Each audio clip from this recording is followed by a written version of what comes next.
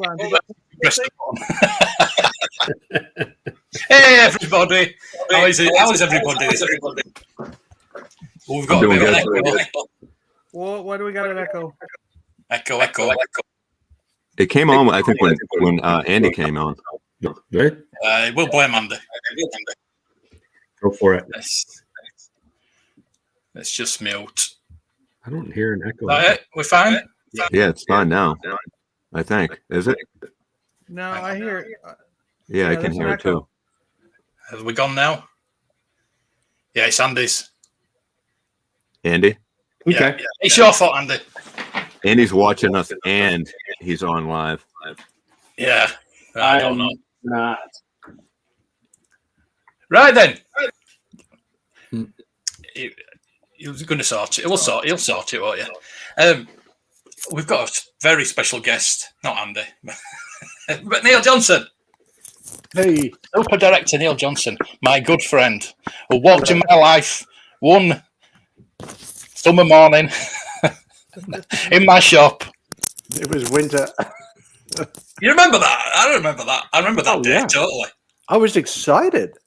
Totally. I was living in Morley, which was my dad's hometown, and I was editing actually in post production, and I saw there was a Star Wars toy shop around the corner. So I actually walked there, and I was very excited to actually come in and there you were with a bunch of toys. I was so happy. There, Joey. Rose Afseer. Malta. G. And Michael. The usual suspects are here. Nice. Yeah. Oh, I remember that day totally. I have still got that figure for you in here. I know. I've still got it. It's the white Boba Fett figure. If anyone, so those who don't know, I was living in. I mean, it all sounds good. I was living in Malibu in 2018. The house burned down, and I lost everything, including most of my equipment. I had some stuff in storage. It didn't really count. And so one of the things I lost that melted in the heat was the Boba Fett.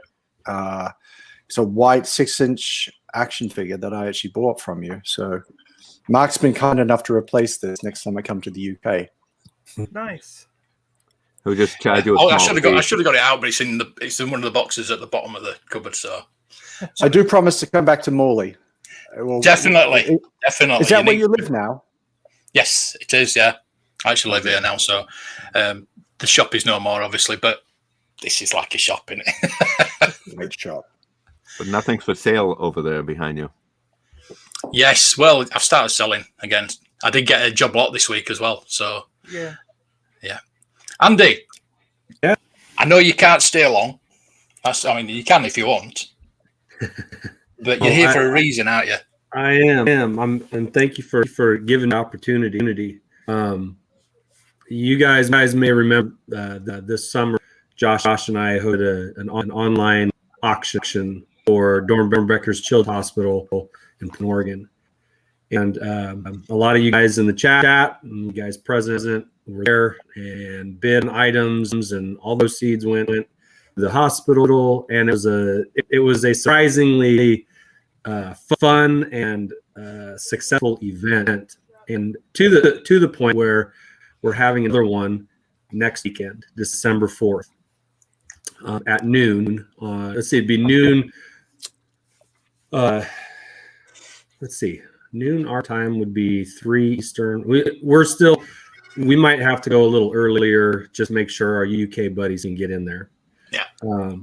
But we're doing it next Saturday. We've already got it up on our YouTube page, so you can go click on the reminder and just in time for the holidays, you can buy yourself something. You can bid on things for others or whatever you want to do. But like I said, all the proceeds are going to the Children's Hospital, and it was so much fun. Here's what was fun about it. It was fun. You know, the last two of an eBay that you're really interested in, you're just like glue it, and then the prices, those last couple minutes, you know. Well, it's like that, but it's for like a couple hours, and you go some of the people bidding. So it makes it fun. So yeah. Hopefully you guys will drop in as long as you're able, and on some cool stuff. We've got everything from art to collector cards to toys, vintage, old and new, customs. Like there's a pretty wide range once again. And I couldn't be more excited about it because this time we're actually partnering with the hospital instead of just doing it, So should be a lot of fun. It'll be next Saturday. Yeah, well, the last one was a lot of fun. I enjoyed it. Didn't you win? Yeah, I was gonna say, what was it that you won, Mark? I got the speeder bike. That's right. Yeah. And John, Ewok plushie. Yes. Oh, really? Yeah, vintage one. One of those old. Yeah. Was it Ewok or Nisa, or was it Wicked or Nisa? I can't remember which one it was. It was the Poplu one, I think it was. Okay. Wasn't it Poplu or was it Wicked? It was one of those. Yeah, I don't remember. He's in the closet. He's hiding right now. I'll have to come out of the closet sometime. Yeah. Got to throw that in, don't you? Yeah. So I love that Yoda behind you. I love it. Oh, me too. I'm dying to get my hands on it. That thing. If I ever came over to Andy's house and it disappeared, he would know immediately what happened to it. Yeah, what is that? It's a full art, unlicensed stores piece of merchandise. Yeah, not cool. Painted, but it's got little jewels in it, flashes and lights.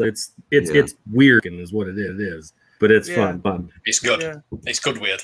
Yeah, it's good weird. One of those fun Star Wars weird things. So hopefully you guys are available to pop in for a bit next Saturday.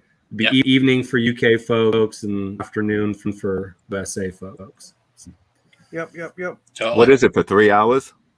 Well, it went for 3 hours last time. We got 30 items that we auctioned off, and that took almost 3 hours. So we wanted to try and stay right about at that 30 item mark again. So just because it was the first time we'd ever done it, and this is only our second time, so we're just kind of assuming that it's going to be between 2 and 3 hours again. And we'll put out a list of what we're auctioning off on Twitter this week, so you can pay attention to our posts.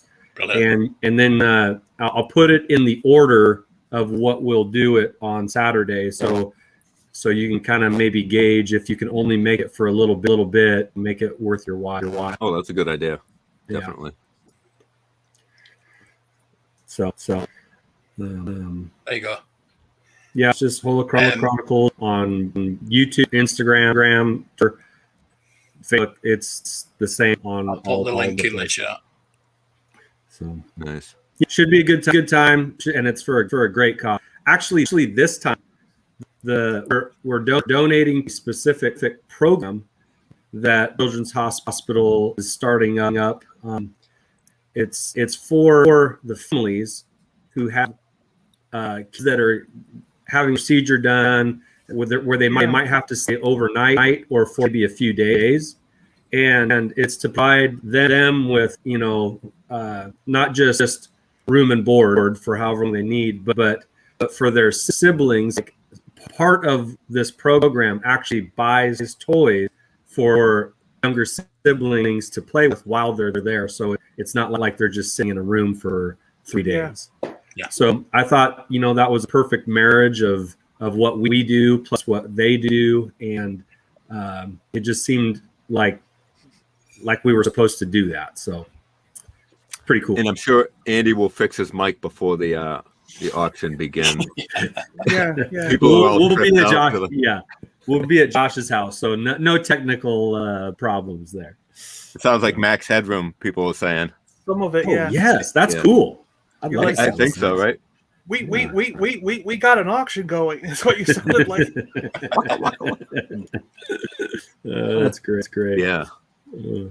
Thank you for letting me on here real quick. Just a quick promotion. The more and more funds that we can raise for Becker's Children's Hospital, the better, because they are a superb children's hospital in the Pacific Northwest here in the States. Yep. Fantastic. Do you guys have any questions? I have a couple here that we're gonna be auctioning off. This is, I don't have that one. prototype Vader. Yeah. Yeah, It's I don't never have been that out one, of Andy. the plastic. So Wow. Yeah, that's one thing that's going up. I'll be bidding on that. Excellent. This For is sure. a custom. Oh man, Oh, that's a custom. Yeah, Vern from Oakhurst Studios made it. Did he sign it? You know, I don't. He didn't. Oh, he sign should have. It would have But been it- triple value. But yeah, so this is just an example of like a couple of the custom things that we'll have going up. And then Topps put out a Book of Boba Fett 6-card trailer set. That's right. That was only on the website for like a couple days, and now it's gone. Wow. But I managed to grab one, and for those of you that collect cards, Is Bomar Monk in it? there is not a Bomar Monk, but the gal from Flash, she has a card in it. So the stuff is over at Josh's now, so I don't have much to show at the moment. But that's just a sampling. We've got some from Johnny of Red 5. He painted a couple of pieces for, and I've seen them, and they're incredible. They're absolutely incredible. Is there a white Boba Fett prototype Boba Fett? Because I know Neil will be bidding on that one. I would say right now, but I will put the list out probably around Wednesday, so you can just kind of pocket that for right now. Really cool, some really cool things going on. One of a kind items, as well as some vintage and modern toys and collectibles. So, brilliant. Yeah. Cool. Looking forward to it. I think we should miss out as Pegwarmers next Saturday. Yeah, probably. Yeah, I we think can maybe sample. we'll pop in. Yeah, Pop we'll just into the auction and say pop hi. into his stuff. Yeah. Maybe we might move it Yeah, a bit further up. yeah. So No, Andy, not flashing. when you bid on an item, do you pay right away, or how does that work? Well, no, that's actually a great question. So the people in the chat will, like, for example, the 6-card set. Okay. Who would like to start us off bidding? $30. And then so John would type in the chat, $30, and we'll have the ticker running where you can PayPal either Josh or myself. Actually, it's both of us. We have a shared account.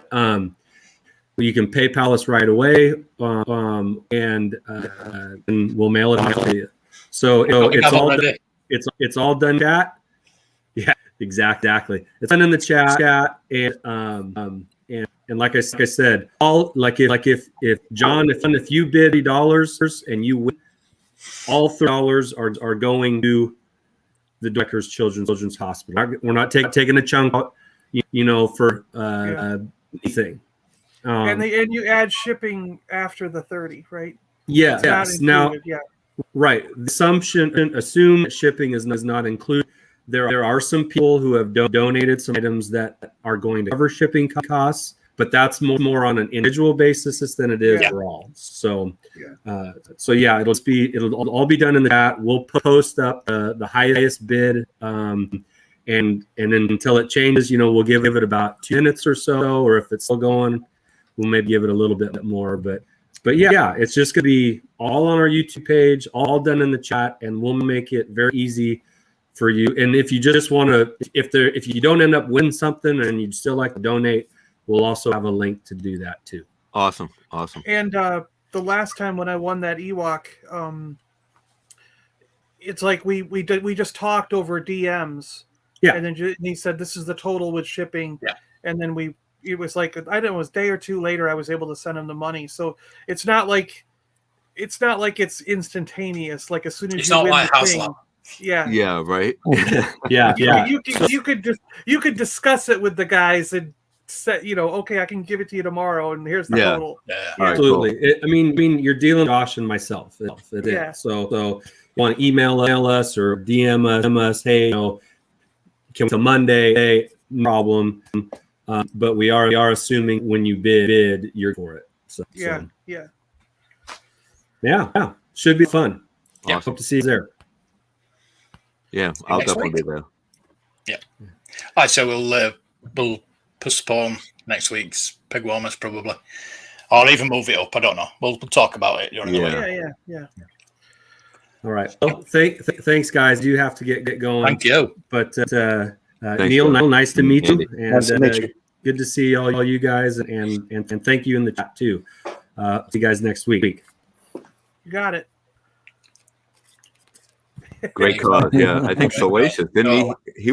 He was battling for an item last year. From Yeah, what I heard. was it the pin or the Celestius pin? Yeah, He didn't. yeah. £300 or something like $300. Was or whatever it? was. He Yeah. Wow. got it. I think he got it though. Yeah, he Yeah. won it. Yeah. He wasn't gonna A let lot that of money pass. for it.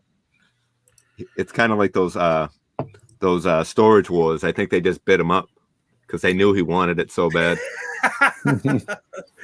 Well, it was for a good cause. Oh, pardon. Right then, Dino, you want to audition, don't you? I do. You know, I've been practicing some acting, and I've been doing it in front of a few other friends. So because we have a director here, I figured I'd put out my acting skills and let everybody judge me. What do you think of my acting skills? So here's a few different. Are you ready for this? Are you ready for this? I don't think you So are. enjoy, everyone. Oh, you failed right away. It's done. Can it play? Oh, here we go. Yeah, it's not. Maybe I'll share it again. I'll share it. There we Here it go. goes. What's he doing that with his face? Here's another one. Check this one out. I'm Marty McFly and I'm from the future. Yes! You wrecked her! You monster! Keep going! Hit 40! Never hit 40! You're going to see a wizard? Do it. I'll do it all right.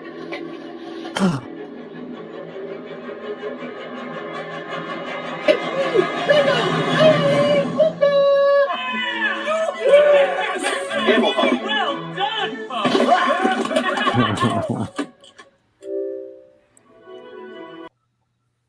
Thank you. Boy. Oh boy. That was actually really good. I was going to find something really snide to say, but it was actually very entertaining. Thank you. How do you fault that? It's just perfect. It also shows your. Oh, don't give editing him a big chops. head. Oh my god. You've actually got a lot of confidence and very good voice control. Yeah. So, what can I say? I mean, obviously you have some talent there and you have some experience. This is not your first rodeo, is it? It probably was. I think it was. No, Really? you've been doing. No, he's been on making stage. little- He's been on stage. He's I been could making tell. little shorts for us and different shorts, things, yeah. So yeah. Yeah, no, you've done it before. No, it's really good. I was pleasantly surprised. Wow. No, no, God, no. I have a whole list of things to be critical you're about. inflating his ego. Sorry. I have more here. Thank Yes, you. everybody's links are going through on the Nightbot. There's John's. Yeah, I'm Super Awesome Geek Show.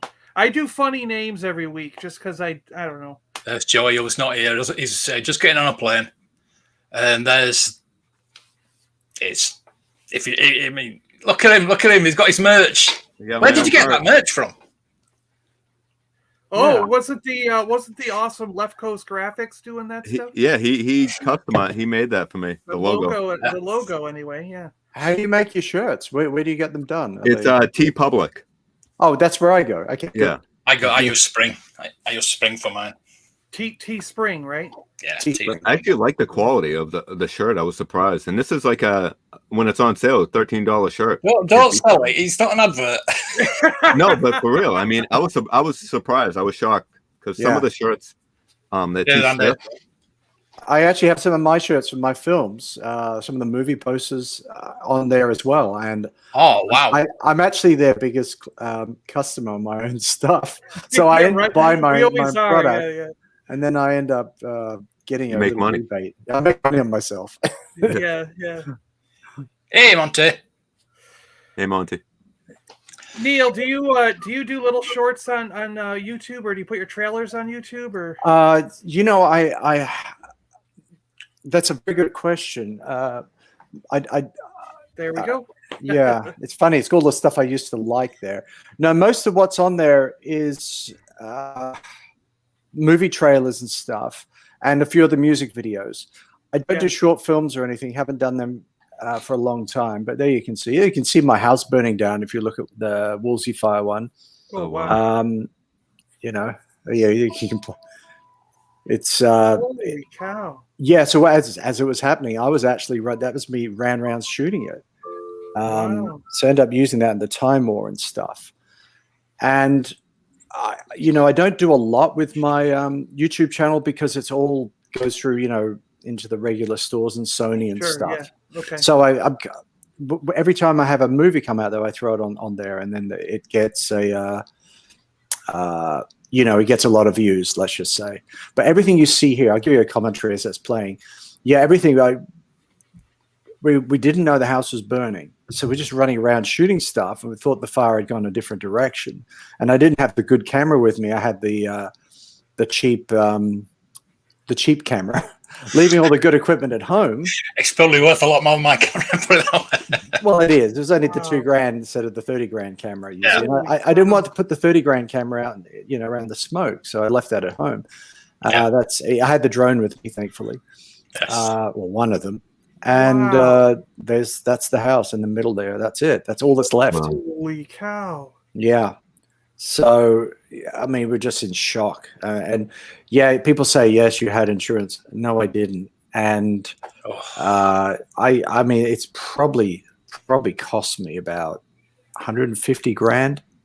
So you know, which is a lot of money for a guy like me, especially when you're in post production. So. And, you know, so a couple of really nice people out there. A lot of people in Germany actually helped me out, which is really kind of. Oh, that's good. You know, because I had a campaign, because we were literally going to the Red Cross. Yeah. And getting, because like even my cash was locked away in a safe. Yeah. And we went to the Red Cross, you know, just to get food. I couldn't even get money out. There was, you know, you just run out thinking you're shooting the fire. Then the wind changes and suddenly you can't get back home. So you drive down the coast and you drive, and the police wouldn't let you back in. Yeah. And then we snuck back in. So I had my truck and I snuck back in into the fire zone and you know, found all that. And then next minute Fox News are doing interviews with us, and then then we hit the Daily Mail in the UK. So, you know, the Daily Mail. Okay, so if you've heard about it, it's a bit of a schlocky news site, and they just basically ripped on me and say, "Oh, blah blah blah blah blah," you know, kind of twisted it in such a way like we did it for the insurance money. And you know, I even made that, you know, because I did an interview with the Australian press, but I did an interview with Daily Mail, so they just copied and pasted and added some stuff. They made some stuff up, and we literally made stuff up. And said that, you know, Neil claimed that he had all his money in a safe, blah, blah, blah, because he didn't trust the banks and everything. And the safe literally melted. And everyone said, oh, he's just saying that for insurance. But there was no insurance. Yeah. And it was and then so all my family in the UK, I didn't know about this. They all messaged me on Facebook and said, we're so sorry how the press is treating you in the British press. I said, what are you talking about? And I had a look. So what they did, they stole photos from when we were shooting out in the desert in the lava fields, where we're all covered in black, and the background is just black lava, and we're doing smiley selfies because we're shooting a movie. And they put that in, and so we're doing selfies in front of our house that burned out. It's still up to this day, by the way. Wow. But I would say 90% of what they wrote was completely incorrect. So it doesn't make you look good, you know what I mean? But the reality is, we had big giant robots there and movie props in the middle of shooting the Time War. It wasn't just your house, was it? It was your studio and spaceship, props, costumes, hard drives. I lost them, you know, the footage to one of my movies forever, Starship Rising, one of my older films. Yeah. So much was gone, and all I was left with was some stuff I was about to, you know, throw away in a storage place across the hill. and that was it. So suddenly that becomes the gold, and the clothes on my back and no food. So, even to this day, a couple of camera companies, and I can't name them because I said not to name them, but a couple of camera companies saw this and helped me out. And they had a little campaign on Facebook, and that was really useful. And that's pretty much it. And I see somebody say, "Hey, do you come back for that?" It's actually kind of cool, because what happens is you realize that all your stuff is just stuff, and it means nothing. And so I'm now living very minimalistically, and I like it, because when I move house, I don't have to take much. And it's actually kind of nice, because you get rid of all the stuff you don't really want in your life. You don't miss anything, except for maybe one or two things. And it's like there was, I think, when you go into the Red Cross, there's all these people in the Red Cross getting free food and stuff and clothing. And then you look across, there's, I think Mariel Hemingway was there as well, and there's a lot of famous people there. I'm not famous, but there was a lot of famous people around also in trouble as well, who just lost everything. Yeah. So, it was worse than you could imagine. And then you got to find somewhere to sleep, and that's the worst part. Yeah. So we end up, sleeping in a garage for about a year. Wow. But it's okay, because it doesn't hurt you. It's just an experience. And then what more you look back on, it's kind of a story. Yeah. So, and you were lucky that you didn't lose a family member or friend who was in your house or something, right? Exactly. And that's, my dad died. Some people did lose people they really care about, and exactly. And it's unfortunate. So, yeah, I mean, losing my father a couple of years before was way worse. Yeah. Way worse. Yeah. So when you weigh like your couch and chair against family and friends, there's no, Exactly. And it's just the truth of what really happens, and it's truly good, because now all I do is I can focus on my art, my movies. The worst thing was, the most annoying thing was, we shot all this footage in England, in Scotland, for the Time War and everything else, and it was great footage. There was only a week's worth of shooting, but we had to fly to another country, and so then you have to try to reshoot that footage. But it put me in a better creative place, because then it's like, let's take this a bit further and a bit further and a bit further artistically. So, out of that, I got some great footage for the Time War. You see a lot of places burning, and that was real. It's all this post-apocalyptic stuff, which is already in the script anyway. So when you see stuff, it's not CG, it's all real. Yeah. And that's why it's good. So how does something like that work? Like, are you just allowed to use that footage, or do you actually have to get permissions from places? Even because, like, there was not. That's what I mean. I mean, I wouldn't know going into it. Like, am I allowed to just film stuff that's outside, like a fire that's going on, or do I have to get permission to put that in a film? You got to think about this. Nobody owns the fire itself. If it was a fire burning behind the Sydney Opera House, for example. Okay. The Sydney Opera House design is copyrighted, so you probably shouldn't show that, except you can use it in a certain context for a documentary, but you really couldn't do that.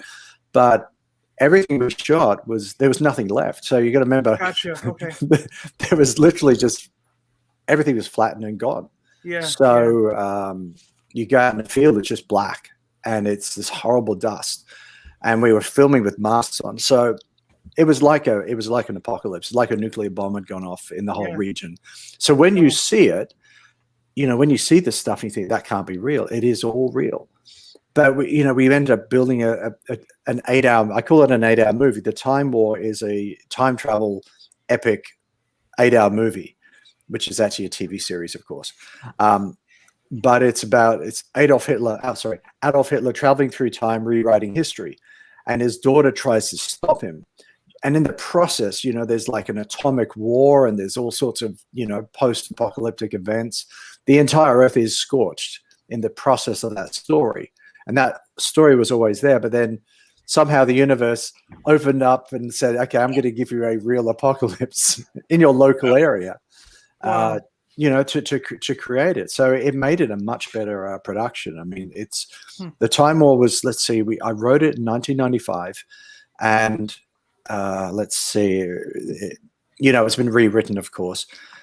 And then we shot a movie version of it in 2012. And then we just started expanding on it a little bit more. Then there was going to be 2 movies. And all of a sudden, instead of a movie, we realized it's a TV series, and it's an 8-hour TV series. And that's why it's taking so long. My last movie came out in 2017, and I've had no other productions. So I put, I would say, $2.5–3 million into this. Wow. And I mean, it sounds like a lot, but then when you got nothing left, my truck is only worth, the truck I drive around is worth $4,000, and I'm selling that soon, so there's nothing left, but it's okay because, when you sell it, you'll get the money back, hopefully, or some of it. So, yeah. And I mean, you can't take it with you.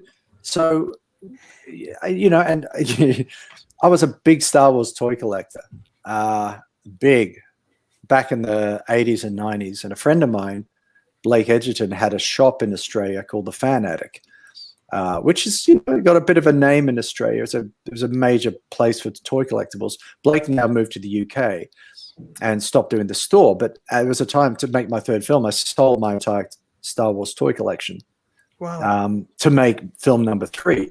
Now, I wish I kept some of that stuff because it was all vintage, including the Death Star. Yeah. So you kind of miss it, but you think, I don't really miss it because if I leave the world with something, something tangible, like imagine, George Lucas dies tomorrow. He left his impact on the planet by making a Star Wars. Yeah. And look at all the people whose lives he's changed. And you could see in 200–300 years, that's going to go on forever. So I'm hoping to have some small impact with my art. So it's okay to get rid of all my Star Wars stuff, even though I miss it. It's okay to get rid of it because I'm building a legacy of my own, and then especially in today's era, no matter what you do in an artistic way, once you put it out there, especially in the medium of the internet, it's there forever. So you're going to have that impact like you don't have to worry. I'm saying you're going to have that impact because people are going to find your stuff for years to come, no matter what. Oh, definitely. And we sell, the one thing I know about is somebody's asked me, have I lived in Australia? I was born in England and I actually moved to Australia. I did my first 2 movies in Australia. So I can sound Australian sometimes, or American, or British, depending on the mood, and I speak German really badly. I'll tell you an interesting story. It's Star Wars related because this obviously is a Star Wars podcast. So I did my first film in Australia in 1996. Now that's a long time ago. Will I ever rebuild my collection? No, never. I don't have that much money anymore. Yes, they will. 1 or 2. I do the Boba Fett collection stuff because it's Daniel Logan's actually in the Time War. The guy who played Boba Fett. I love that guy. I had a drink with him at one of the Star Wars celebrations. He's a great guy. Yeah, I love him. Yeah. I broke my heart when the other Boba Fett passed away. Jeremy Bulloch. Yeah, that broke my heart. I actually saw him just before he passed away on the tube in London. So it's like, I'd met him a few times. So nice guy. Anyway, so here's the Star Wars connection. Did my first film in 96. Turns out I didn't know this, but this was the world's first feature film that was fully digital, cut on a computer in anamorphic widescreen, put into the world. So no, I don't. In 1999, George Lucas heard about this, and he was scouting locations, or 98, I think it was. He was scouting locations for Star Wars Episode 2. You see, I'm very good fondness of Star Wars Episode 2, you see. He was scouting locations, decided to move his studio production to Australia for Episode 2 and 3. So I was there at this event, the Screen Producers Association, some event in Sydney, and I was running around telling people I did a film. I did a film all on digital. What do you think? And everyone just said, you're an idiot. You're a complete loser, or words to that effect. because you should have shot 35 millimeter. Okay. So, and meanwhile, I just run out and sold the film in 20 territories. So, come on, nobody really cared. We projected it digitally back in 1996 or 97 from memory, and so people didn't know it was digital. It looked good. George Lucas heard about this and Rhett McCallum, and they were just, Rhett McCallum's he's such a funny guy, but he talks like crazy and smokes. Such a nice guy, but he was just wanted to hear everything about how I made the film. And so I had to sit down with him, and rather than me just get all fanny and stuff, I to be professional and tell him how I made a movie shot on digital look like 35mm film, and I had a few tricks. Yeah. And so they just listened, and later I sent them a copy on VHS, had it converted to NTSC, sent it off to Lucasfilm, and I assume they watched it. And then 2 or 3 years later, there's a cut scene in episode 2 where they're just talking. Where is it now? They're talking about relationships and stuff in the kitchen, in Padme's kitchen, and it's like the exact same scene as in my first film, Demons in My Head. When I say exact, it's like 2 or 3 lines. So I know he watched the first 10 minutes because but it's kind of sweet because it's almost either it's subconscious or he did it as a nice little homage or something. I don't know. I just thought it was really nice. And then we had this spaceship thing that, in the sky, and it looks like the spaceships in episode 2 as well. So I don't really know if he was inspired, he was subconsciously inspired. It's a complete coincidence. Who knows? And I told the story to the guy, Ian McCaig, who designed Darth Maul. And I said, look, dude, what do you reckon? What do you think about this? And he said, that's what George does. He absolutely ripped you off. And he didn't rip me off. I mean, come on. I mean, I've done stuff that's very Star Warsy myself. So, but he said that's what he does, and I thought, well, that's interesting. And if you look at the old Star Wars movies, it's completely ripped on a whole bunch of things. Oh, yeah. And that's great, and that's why that's how you got to step on the shoulders of giants. And I'm not a giant, but you know what I mean. That's the rule. Yeah. To make great art, you have to be. So and I'll be quick on this. So fast forward to watching The Mandalorian. I did a film called Rogue Warrior in 2015, 2016, 2017. Very good film. Yeah, and if anyone on Twitter finds me, I'll send them a link for free. It's okay. Sony owed me some money. Anyway,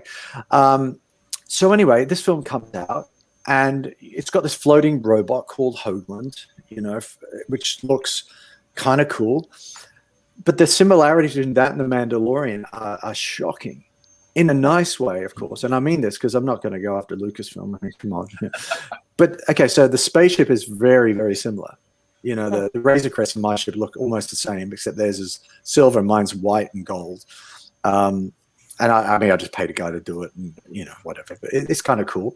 But the whole thing, the artwork, we had a really nice artist do the artwork for the Star Wars artist, actually, do the poster art with, the main actress and this floating robot beside her thing and, some people. It's the same layout as what The Mandalorian were using for their promo art. And it's kind of cool. It's like really, really close. And then there's that scene where, they're doing the prison breakout. So we had a prison breakout scene as well. And we had this hexagonal white, corridors. So did The Mandalorian. Who knows if they even saw it, if they copied or not? It doesn't matter. It's just a nice coincidence, and it's really, really cool. So I don't know. I always feel like I'm kind of stuck inside of Star Wars. And then the Boba Fett episode of The Mandalorian, it was either Simi Valley or Malibu, just in the hills somewhere, basically right behind where my house was, where that burned down. A few years later, they're shooting scenes of The Mandalorian, right where the house was. So it's just this weird ass connection, and I don't know what to do about this. I brought it up one day on Twitter, I think it was. I mentioned, hey, look at my spaceship. Just when The Mandalorian came out, look at this. And it's so exciting to see it looks the same as the Razor Crest. And I got blocked by a couple of people on Lucasfilm for saying that. And I go, who are these people? So that means it's true then. I wish it was. It's just a coincidence, but it's a nice coincidence. Well, the but that's Razor just how it goes. The Razor Crest also looks a little bit like the Winnebago. Exactly, and that's why I liked it. It's exactly. Yeah. So and they're probably ripping on something else as well. And I was ripping on something else, and what do you do? It's just one of those things, and I like the coincidences. It's just what it is. But it's nice to feel entrenched in Star Wars, even though now I'm doing stuff that's a little bit more David Lynchian, shall we say? A little darker. And I'm so glad people say, "Oh, why don't you do a Star Wars movie?" Blah blah blah. So I don't want that sort of. I don't want people above me telling me what to do. I've had that all my life with my movies. Yeah. I'm only doing what I want to do. And so what am I doing? I'm doing one of the most messed up time travel stories ever made, and it's one of the darkest things. I cannot wait to see this. I've known about this for years, and I just cannot wait to see it. And some of it is shot in Morley. Yes. So, it's shot in and I'll shut up in a second. It's shot in Morley in England. It's shot a hell of a lot in Scotland. It's shot in Buchanan Castle near Glasgow in Scotland. Buchanan Castle was a Nazi prison hospital that was, that's where they imprisoned Rudolf Hess during the war and stuff. Yeah. And we found the room and we figured it out. And so we actually put Adolf Hitler in the room, the ghost of him. And I mean, it's so messed up. We shot in the Mojave Desert. We shot a lot of it in Malibu, a tiny bit in Australia. But I mean, it's shot all over the world. Croatia, where they shot that Dragon TV series, Game of Thrones. It's everywhere. Didn't do much in Germany, which is weird for a Nazi film. But it was basically shot everywhere, and it's just so much fun. And I don't have anyone telling me what I can and can't do. So if I want to stick Adolf Hitler naked on a cross and then crucify him and then set him on fire, I can do it. He wasn't naked, but almost. But you know what I mean? So it's just you do what you have to do, and it's a feeling of freedom. So yeah, everything burns down. Everyone rips you off. It's glorious because I just all I have to care about now is just doing great art, and I don't have to worry about anything else. And then if I want to go to Iceland and shoot at a volcano in Iceland, for the Time War, I go. I don't have to get anyone's permission. I have to find the money. I have to sell a kidney, of course, or but I find a way. I sell my truck or I sell a lens, and I get on a plane and go. So that's the process, and so. Do you have bidders for the latest film? Like, do you have an idea where it's going to go? Which one? Which this Time War one? Do I have like what's the process in getting your film out there to the public? I guess. Yeah, that's a good question. How do you get this film out there? Do you have an avenue? Like it's like you said before, Sony had done some of your films. Like I assume, like meaning help you distribute them or something is what you're saying. They just took it on and where can we watch your movies? That's a good question. I'll answer that soon. Let's see. Like you've gone through the process of making this film. How's it going to end up getting out there to the public? Where is everybody going to be able to see it? And what are your plans for that, or do you have any right now? I'll tell you what I'm doing. It's quite. I think I'm being clever. I don't know. I'll tell you when I get the paycheck, of course. Yeah, right. Yeah. But we could have easily pre-sold it to a Netflix or a Hulu or an HBO Max or an Apple TV or Amazon Prime. They're the big payers. Yeah. That's easy to do. But the moment you lock in with one of those people, then you're bound by their rules. And you're bound by their, they can screw you a little bit. Yeah. So I figured it's best to have a bit of a bidding war. If this turns out well, and it may not, but if it turns out good, I've certainly put my heart and soul into it. And if it turns out good, then maybe we'll get some interest from a couple of different people, and we'll put it out there as to who wants it. So it's been finished in the highest possible standards. We shoot in 6K. We finish in 5K. Resolution for a 4K release in HDR dynamic range shot on the red camera, with magical lenses and everything. So it's really of the highest standards. So then from there we can take it and sell it to whomever. But I don't want to commit myself to anybody because it's if you don't want to be going just to one person. You want to have the choice, and you want to go towards somebody who can actually give it the respect. If you want to go to like Netflix, for example, you're a Netflix movie, which is great, but then you get buried after 6 months. It's very hard to find your product. So if I had my choice, I go HBO Max. But I guess in the UK you don't get that. Do you get any HBO stuff? Yeah, No. See, that sucks. They have to hope they get probably it on go for Sky. Yeah, Sky TV. Yeah.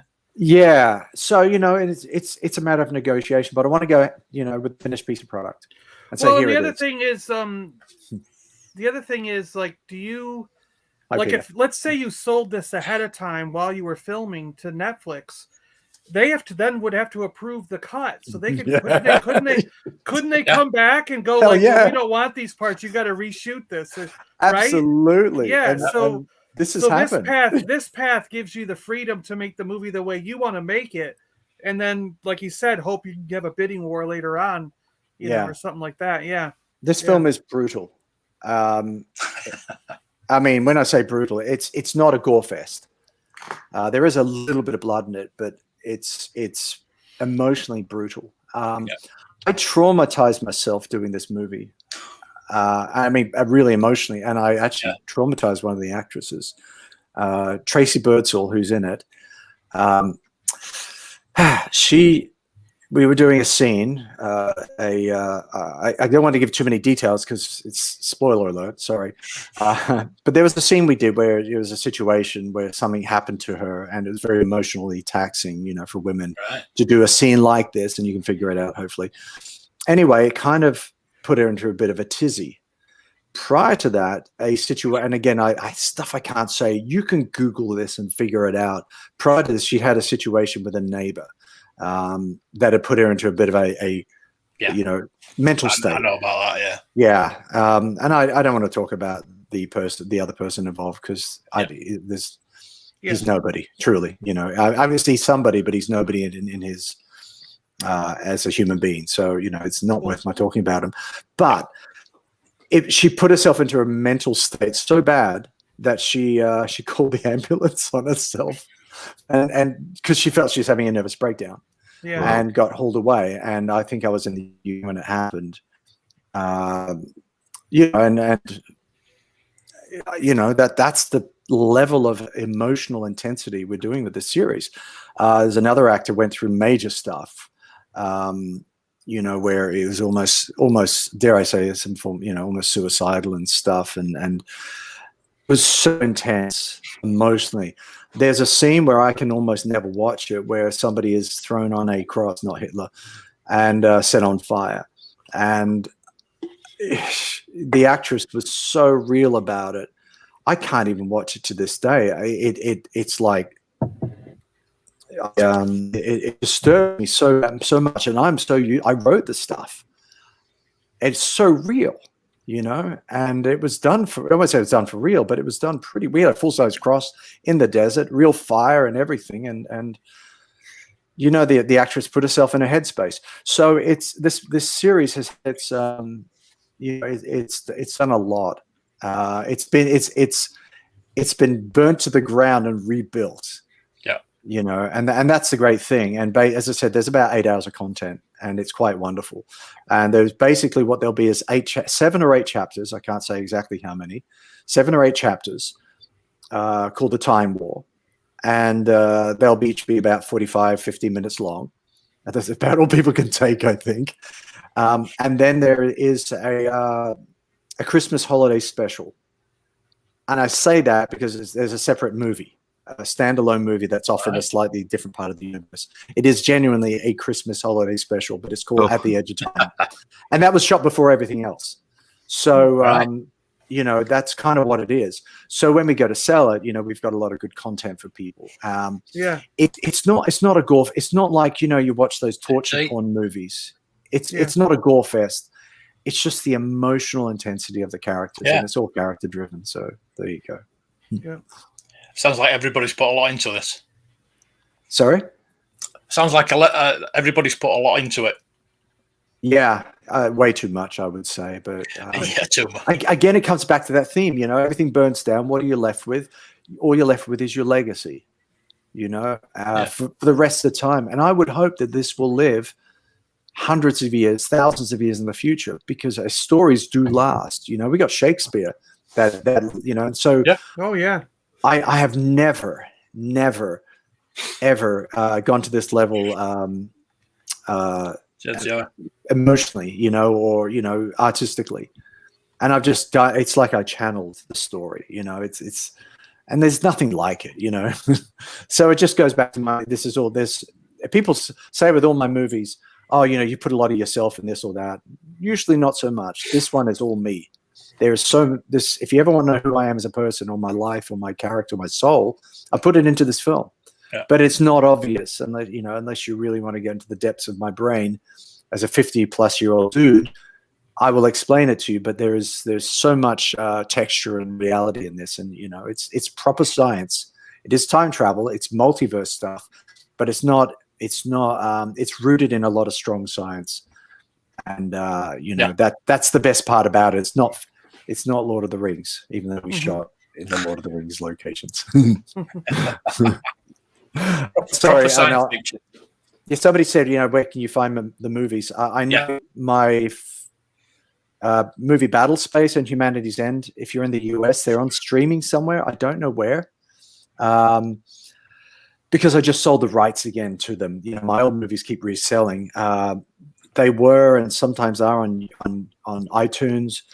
The problem is a lot of this stuff, they don't tell me when it turns up. I sell the rights, and it just, you can buy the stuff on DVD in the UK and Blu-ray in the UK. Yeah, last time I saw them, Germany. Asda. On DVD on Asda. Wow. Exactly. So, they're everywhere. But, all I can say is if you follow me on Facebook or on YouTube, Facebook or Twitter. If you follow me on those two, just send me a message. I'll send you links to download them, and that's okay. The rule is if you watch it and you don't like it, that's okay. Just don't write a bad review. It doesn't help anyone. If you want to write a good review, that's appreciated. But I've had enough bad reviews in my life, and death threats and abuse, and I mean real death threats. Where I had to go into hiding. I've had enough of that, so I don't really have an interest to read, people's opinions, to be honest, because I'm so past that stuff. What would George Lucas care about of a review of Star Wars, a modern day review? What would he care? Oh yeah, no, he doesn't care. Yeah, come on. So I'm not. Believe me, I don't ever consider myself, of George's level. Yeah, dude. But he's a short guy, and yet he's so cool, because then this little package, it's this glorious, $1 billion universe, $40 billion universe, whatever it is worth now. Yeah, totally. So it's cool, dude. Neil, how old were you when you got your start in doing the filmmaking and stuff? I was 2. I was in Morley. Yeah. My dad said Neil Armstrong's walking on the moon, and I said, this doesn't make sense. But moon in the sky and the same guy on TV didn't make sense to me. So I was like obsessed with these visual representations. And then I think ages of 6 and 7, I read The Time Machine, I read War of the Worlds, and that's kind of it. Then Star Wars when I was 10, I saw it in the theaters, of course. So it all started then. I wrote my first novel about the age of 10 as well. Not that it was never published, of course. And it goes on and on and on. I was shooting at 15, 16, doing short films. I was doing a lot. I did film school at the age of 17 to the age of about 20, I guess. That's about right. Proper film school in Australia. And, I was already doing weird science fiction stuff. Problem is slowed me down a bit was I had a dalliance with Christianity. So I was worshipping Jesus, I guess between the ages of 15 and 25. And it kind of twisted me creatively. It suppressed me creatively. And I was at the point of going to be a TV preacher at one point. And yes, there is footage of me on television arguing with Catholic priests about Jesus. So, you know, and then I went down the heavy metal route and decided to be a heavy metal pop star. This is all while I was working as a director, by the way. Yeah. Full time. Well, we know you a little bit tied in with Manowar, right? Yeah. Yeah, that's a heavy metal band for those who don't know. Yeah, that might have been a band we listened to. Oh, really? Oh, yeah. What do you listen to? Which part of Manowar do you listen to? Well, like which era? Well, not now, but I mean, it was back in like probably the late 80s, early 90s, I think it was. There was Triumph of Steel. Yeah, because we were into all the different metal bands, and I mean, I had over 300 different metal cassette tapes at one point, back when it was all on cassette tapes. Yeah. Well, that was the glory days, wasn't it, of music? Yeah. I probably around that era I made more heavy metal music videos than anyone else on the planet. Wow. You know, I'd 500 plus. Wow. And everyone you can think of, you know, I did them at some point. I did a lot of Manowar though. But you know, in more recent times, things have gotten a little strange for them. So I to be honest, I try to distance myself a little bit from them. Well, you worked with Christopher Lee, didn't you? I'm not going to say too much about Manowar. But did you do the guys. The music video for Christopher Lee? I did, yes. I did. Oh, wow. So I met Christopher Lee in 2006 through the band Rhapsody of Fire. And let's see, he and I got on really well because he's British, I'm British, and everyone else was Italian or American. So he started making jokes, and he was always winking at me, you know. So we had this little funny repartee, and he was a lovely guy. So I directed him a few times in different music videos. So the ones I did was Unholy War Cry, where he appears as the, I call him the Burger King, because if you ever see the Burger King, he's got a little crown. He looks like the Burger King.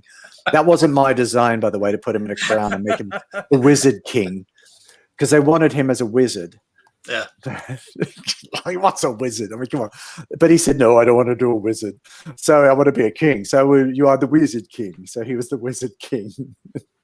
They put him in a crown, and then sure, whatever. I shrugged. So I did this music video, which was shot in the Czech Republic and in London.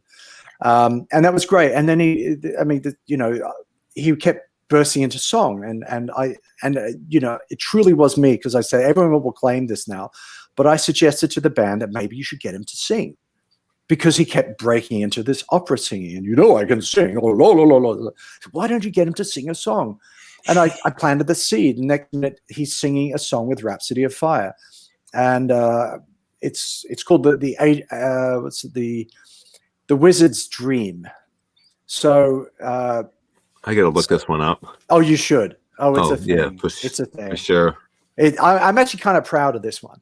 Yeah, Unholy War Cry was good too, you know, because it was shot in the Czech Republic, and it's very Lord of the Rings like.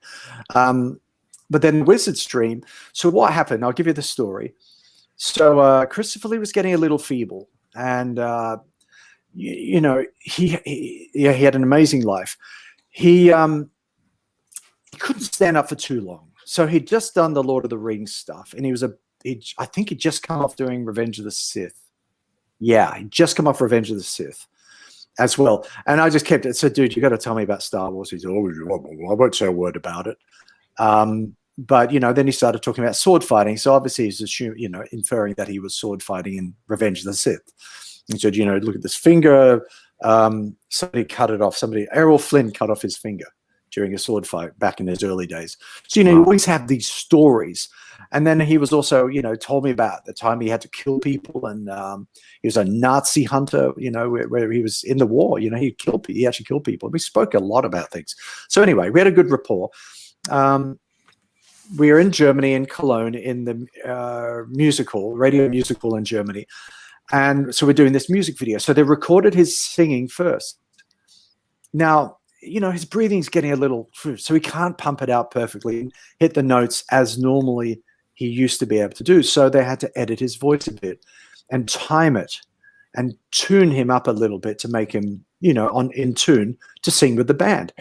So then they decided, you know, because he's charging X amount of dollars per day, you know, 40 grand a day, you got to get the most of Christopher Lee in.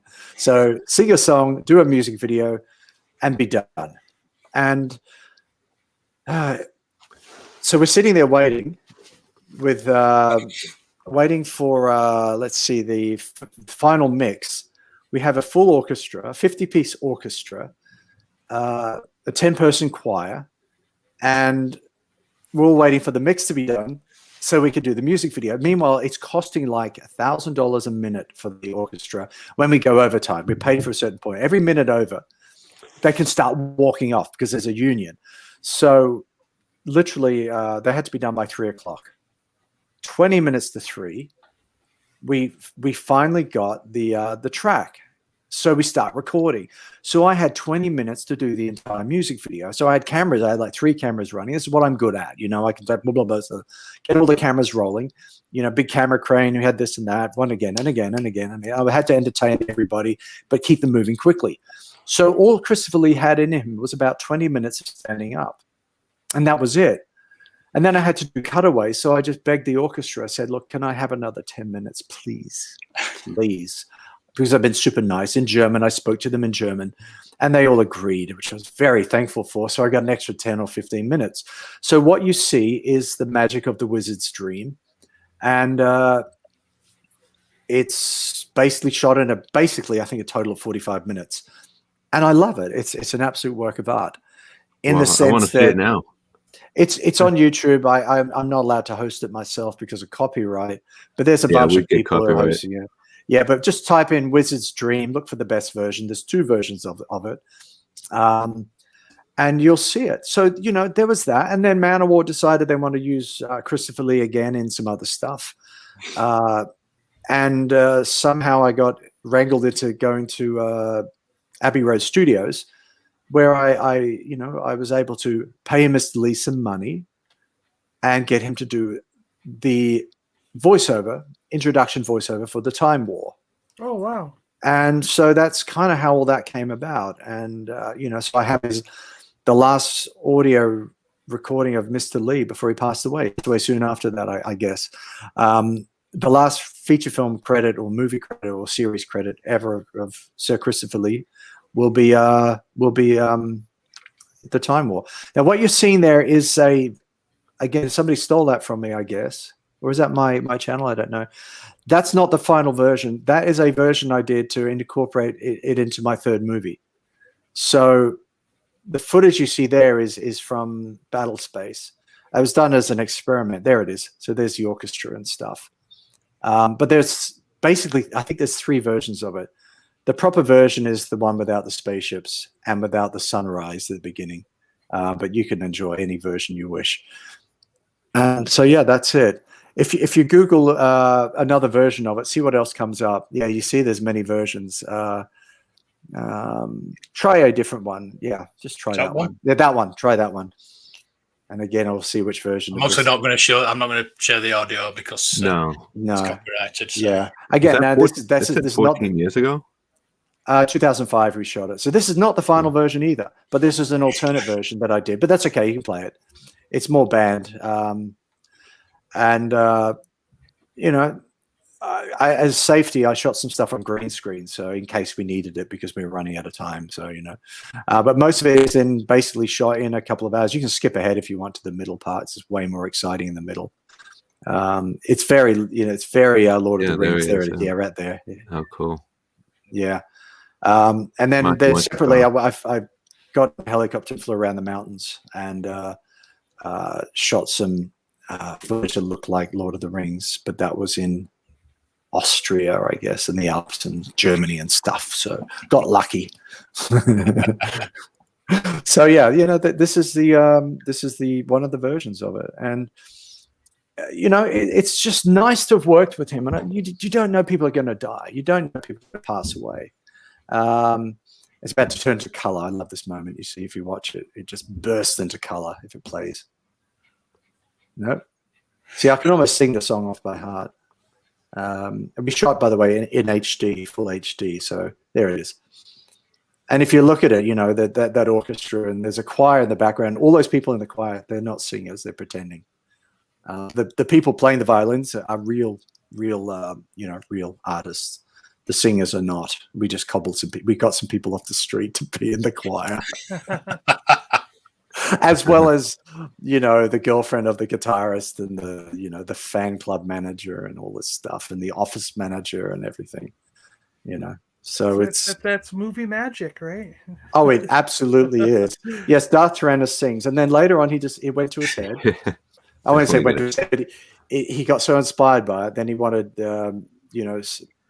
want to do a full album, but I had nothing to do with his music, all the music videos after that, because he went off on a tangent. And it's kind of funny.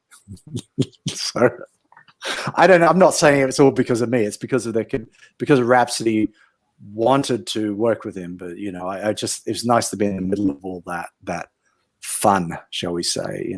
There's so many music video stories and everything else. Which is how it is. It's just the fun of it. Yeah. And then you have to hide because people get a little crazy over it and want to kill you. Well, the 80s, I just remember the 80s being when I was into that heavy metal music and all that stuff, that it was just like a heyday. I mean, you had Halloween, Sabotage, just making these incredible music videos. And yes, it was, that was and it hasn't, I feel like that time was its time, and it hasn't quite been the same ever since, No, at least for the music video, you know what I mean? Well, I can tell you why that is. There's a couple of reasons. Obviously, the download situation destroyed a lot of, a lot of things. Music videos actually got a little cheaper because you could shoot digital instead of 35 mil. And I have done a few in 35 mil, and they look great. Oh yes, okay. The making of. Jeez. Oh lordy, Lord! Look at my blonde hair. Yeah, that's the making. That's the making of. You'll find the real version there. So the problem with music videos now is that the record companies have pretty much disappeared almost, and the musicians are taking control of their. The musicians have taken control. I may have to talk to you. So I see anyone wants a Chris Lee voiceover, message me, please. I need you. Just send me a message on YouTube or Facebook. Friend me on Facebook. We will talk. Anyway, so all the bands are producing their own music videos. And if you look at music videos now, instead of them being, great works of art, they're ego pieces because musicians are naturally so far up their own asses, it's not funny. Yeah. That's just the nature of it. And that's why they're good. But that's also why that's also the curse of musicians. So if you watch any music video now, it's kind of why I refuse to do them. Music videos, they basically get a wide angle lens and put the camera right there, and I'm going to sing to the camera. Look how cool I am. And they hire a guy who's bought a gimbal and it runs around, or a drone, or both, and they run around and put the camera in the faces of the people. That's not how you shoot. That's just ego from both sides. It's ego from the guy directing it, and it's ego from the band. You're not doing this to show off how special you are performing. You're doing this to add a dimension to the music, to the story, bring a story to the music. Yeah, tell a story. That's what they used to do. They tell a story. Exactly. Yeah. And you've got to entertain people, and then suddenly they watch it again and again, and next minute that you buy the album. That was the point. But it's so ego driven now that I feel ill when I look at music videos. And I'll tell you if you ever find the Wizard's Dream. Not the Wizard's Dream, I'm sorry, the Unholy Warcry music video. If you find that, you can see the way I shoot it. I make my rock videos on TikTok. Exactly. But there's a trick to the way. There's a trick to shooting music videos where I don't. Sometimes they go on. He wants to look at the lens and sing. And that's great, but I don't like it. A lot of the bands just do it, and sometimes you can't help. They can't help themselves. They look at the camera, and then you're screwed. But what I do is I get a long lens and I zoom in. In fact, here's one of my lenses right here. This is a Zeiss zoom lens. This is a very expensive piece of glass, but you zoom in. Okay, that's for Dalek. Exactly. So you zoom in from the distance. And you kind of capture it in an epic way. And that's how you do an epic music video, is you don't put the camera in people's face with a stupid wide angle lens in a field you step right back and you peer in from the distance. As I say, if you look at the Unholy Warcry music video, it's all about that. It's all about big giant epic castles and cameras flying in and all that sort of stuff to make it cinematic, to give a nice movement. We had a big giant camera crane, a 40-foot camera crane in the Czech Republic in a castle with a long zoom lens on it. You can't do that. Most people don't do that. They've got these wide angle lenses and drones and stuff, but it doesn't look epic. Yeah. So that's the death of the music video in this modern time. And, as I say, I can qualify to speak about it because I've done 500 plus of them. Yeah. But for me to come out of retirement, I want full control. And I've had offers recently to do a couple of music videos, but then it just gets stupid. I mean, they are so egotistically nutty, and I'm not going to do that. I'm not going to take your 20 grand. I'm not going to do it because I will look stupid, and you will look even more stupid, and you won't sell albums. So this is it. My number one music video was for I think Manowar. It's not number one, but one of the big ones I did was Manowar Warriors of the World. We had no money, literally no money, in upstate New York. And they said, they just said, let's just go into the recording studio and do this and that. And that's fine. And I just said, this is crazy. This is Manowar, their big comeback. We did a song called Warriors of the World. The song went to number 2 in the charts in Germany. So, partially, I say partially, because of the music video as well, but it all works together. It's all part of a package. It's not because the music video went to number 1. It was number 1 for like a long time, but we had really crappy cameras. We had literally no money. I say no money, I mean we're talking nothing. Yeah. But what we did, we had enough money for gasoline, for fuel, petrol. So I've got them into a quarry nearby. I got the guys nearby. We rented a camera crane, put the camera on it, put gasoline, petrol in these plastic cups. I'm not joking. Set a fire. Had the band performing on top of a rock stage in a quarry, and we threw the petrol in front of them and behind them very carefully, and there were all these big explosions, and everyone loved it because it told a story. The band begins in a studio doing their close-ups, and then it gets wider, and then they got these chains hanging from the ceiling, which we set on fire. Nearly had a fire problem inside the studio, but it's kind of wanted to look like Hellraiser, but didn't have enough money for chains. We had 10 of them. I'm not joking. It was that bad. Got in location and then put them in the quarry during the day, and they're singing, and it's minus 40 degrees, and I'm not joking. Nighttime comes, we do all the fire and explosions. At the end of the scene, snow comes down, and it snowed and put out the fire. It was so cold, and there's a making of about that. My mouth wouldn't move. Fucking like this. My mouth actually froze up. So it's horrendous. But the story's told. It starts in the studio, goes somewhere else, and it ends in quarry, in fire and explosions. So that music video went to number 1 because it was designed that way, to be a story, a visual story. And that's how you do it. Everyone will they'll just flash around a million shots. You see every shot in the first 5 seconds or 20 seconds. So it's pointless, So this is the loss of, this is the destruction of music video art. And I don't lament it because, it killed itself. Video killed the radio star, and what TikTok killed the video star. Yeah, true. Yeah, it's okay. Yeah, the story of life. Light shots. That's a new song. Well, the whole music business completely changed because now it's got to go on something like Apple or Prodigy, right? Is that where people rent it or whatever? And you just get a song. Like I don't feel like they're trying to sell a whole CD or a whole record anymore. It's like you're trying to sell an individual song, and some people even put out one song at a time, like over a period of time now, rather than put together a whole album, Exactly. And that's just how it is, it's become the digital age in a sense, that's just how it, I mean, okay, I think one of my last music videos I ever did was for an artist like that, but she was a big Star Wars fan called Emmy, and she's now disappeared. I don't know why, legal reasons, I believe.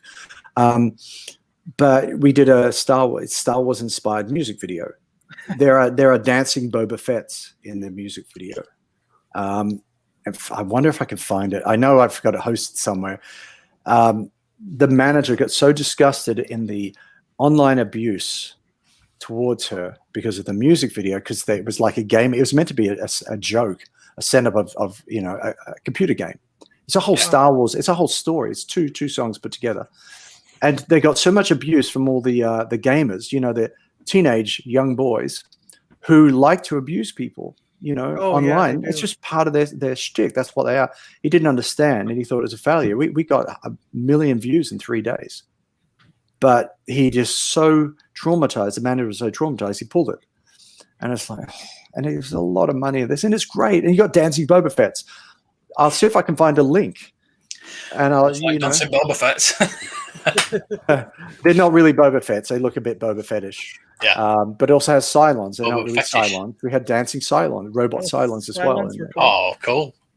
So it's what you do, and it was done it was far enough away that it was funny, and it was meant to be tongue in cheek. So, and as you do, I'll actually try to find it. So just give me. Yeah, some people got no sense of humor, have they?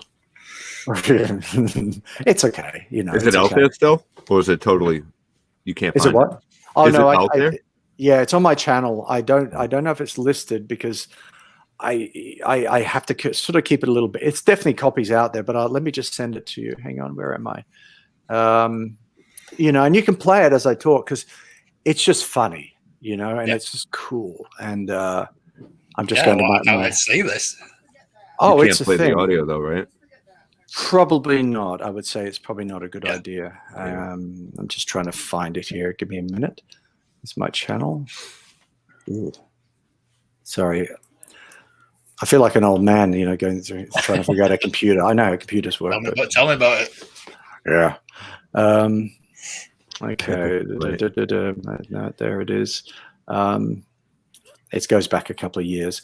I have permission to have it on my channel. I just never really did anything with it because I was a little disappointed. But there it is. There's a copyright claim. To hell with you. Oh, you can't monetize it. No, I have permission for it, so it's fine. It's a private link, but let's just stick this up, shall we? Where is the link? There it is. And I'll make it public one day and just go whatever. I do have permission. 100% have permission. I'll send it to you in a private chat, and then somebody else can just share it. Share it. How do I share it? Oh, at the bottom. It says share screen.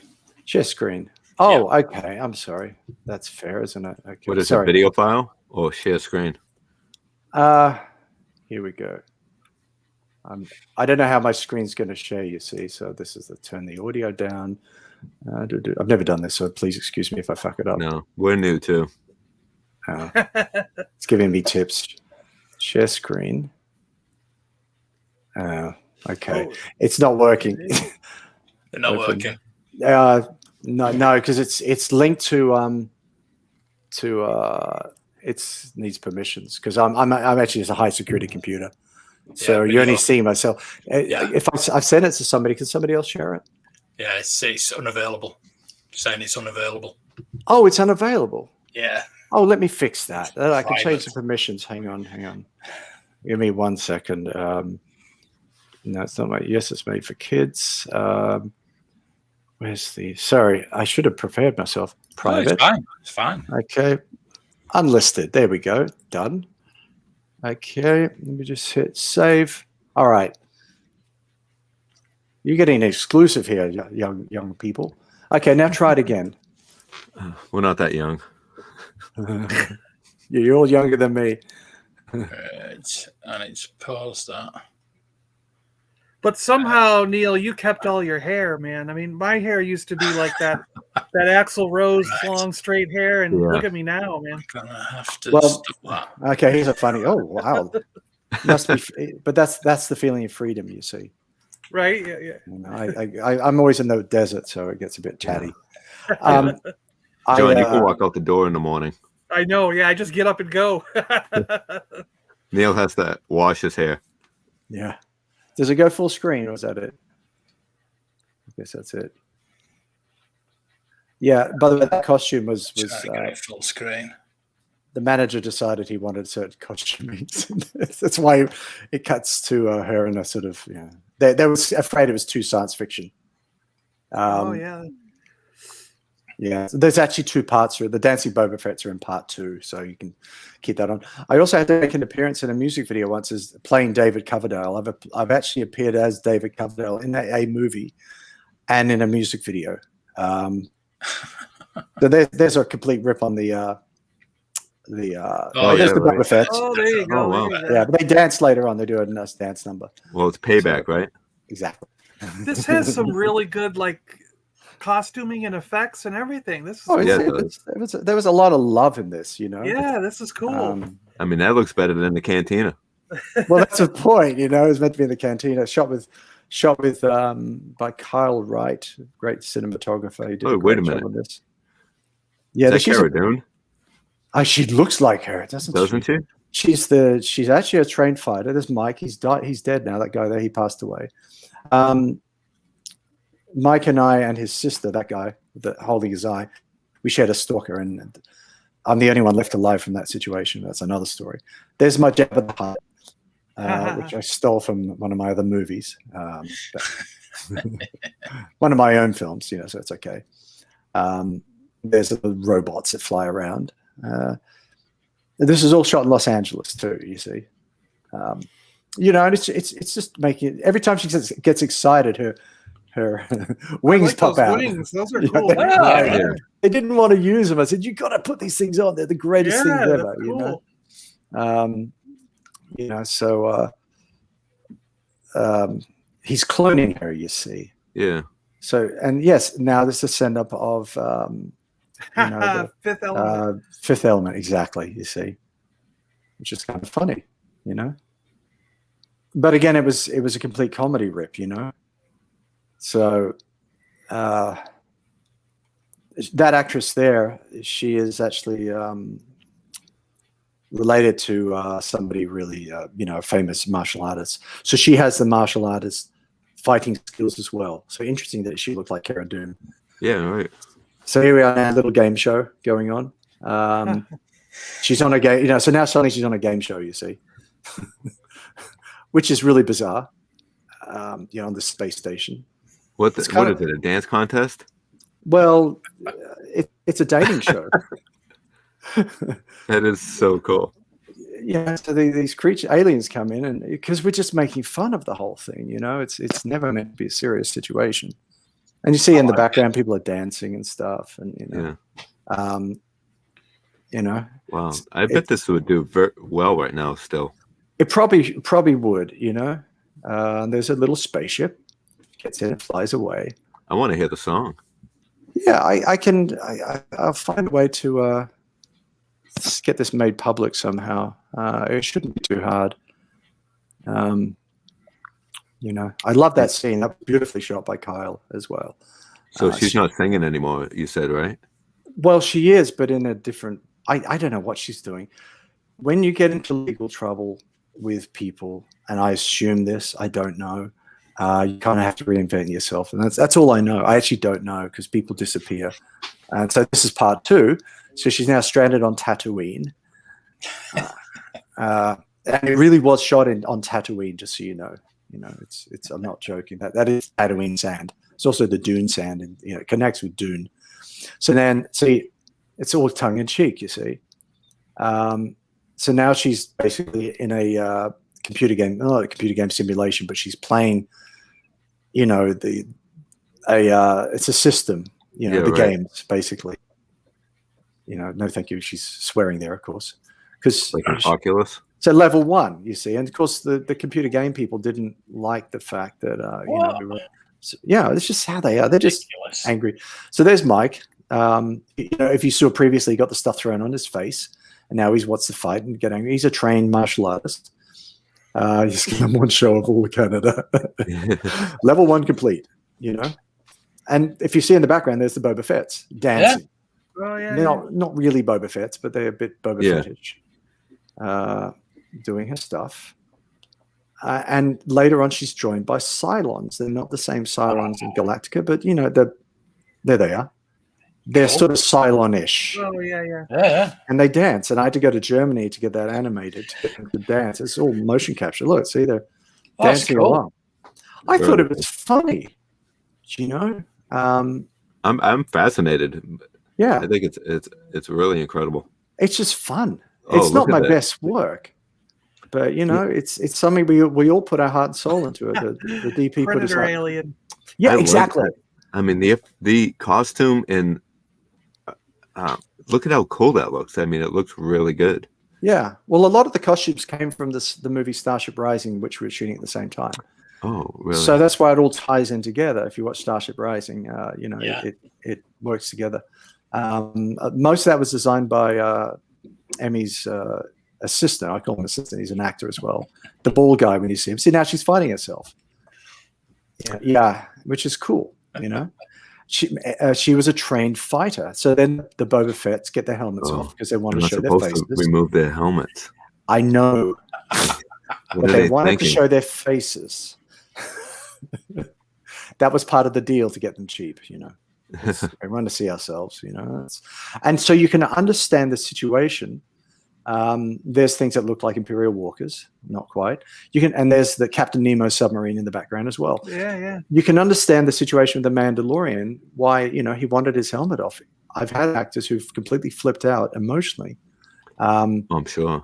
You know, by having their face covered up the whole time. You know, it happens a lot. It's part of the nature of an actor. So, you know. Yeah.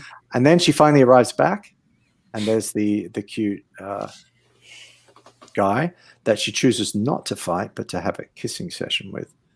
As you do. As you do, because he's cute and he's from Bradford.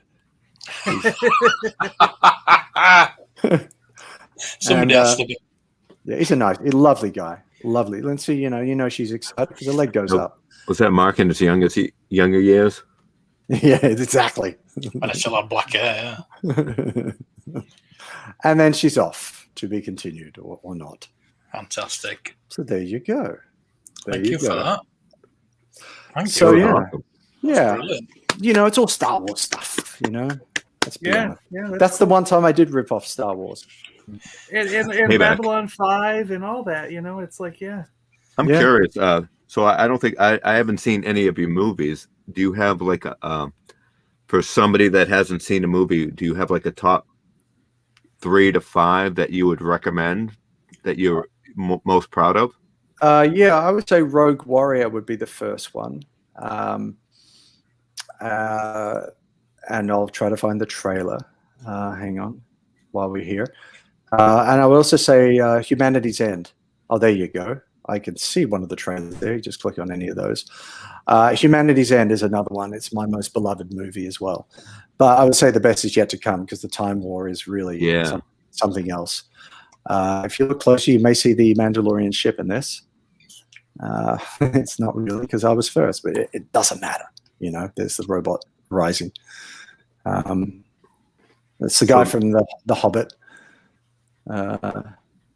Well, there's a spaceship coming up soon. Not there.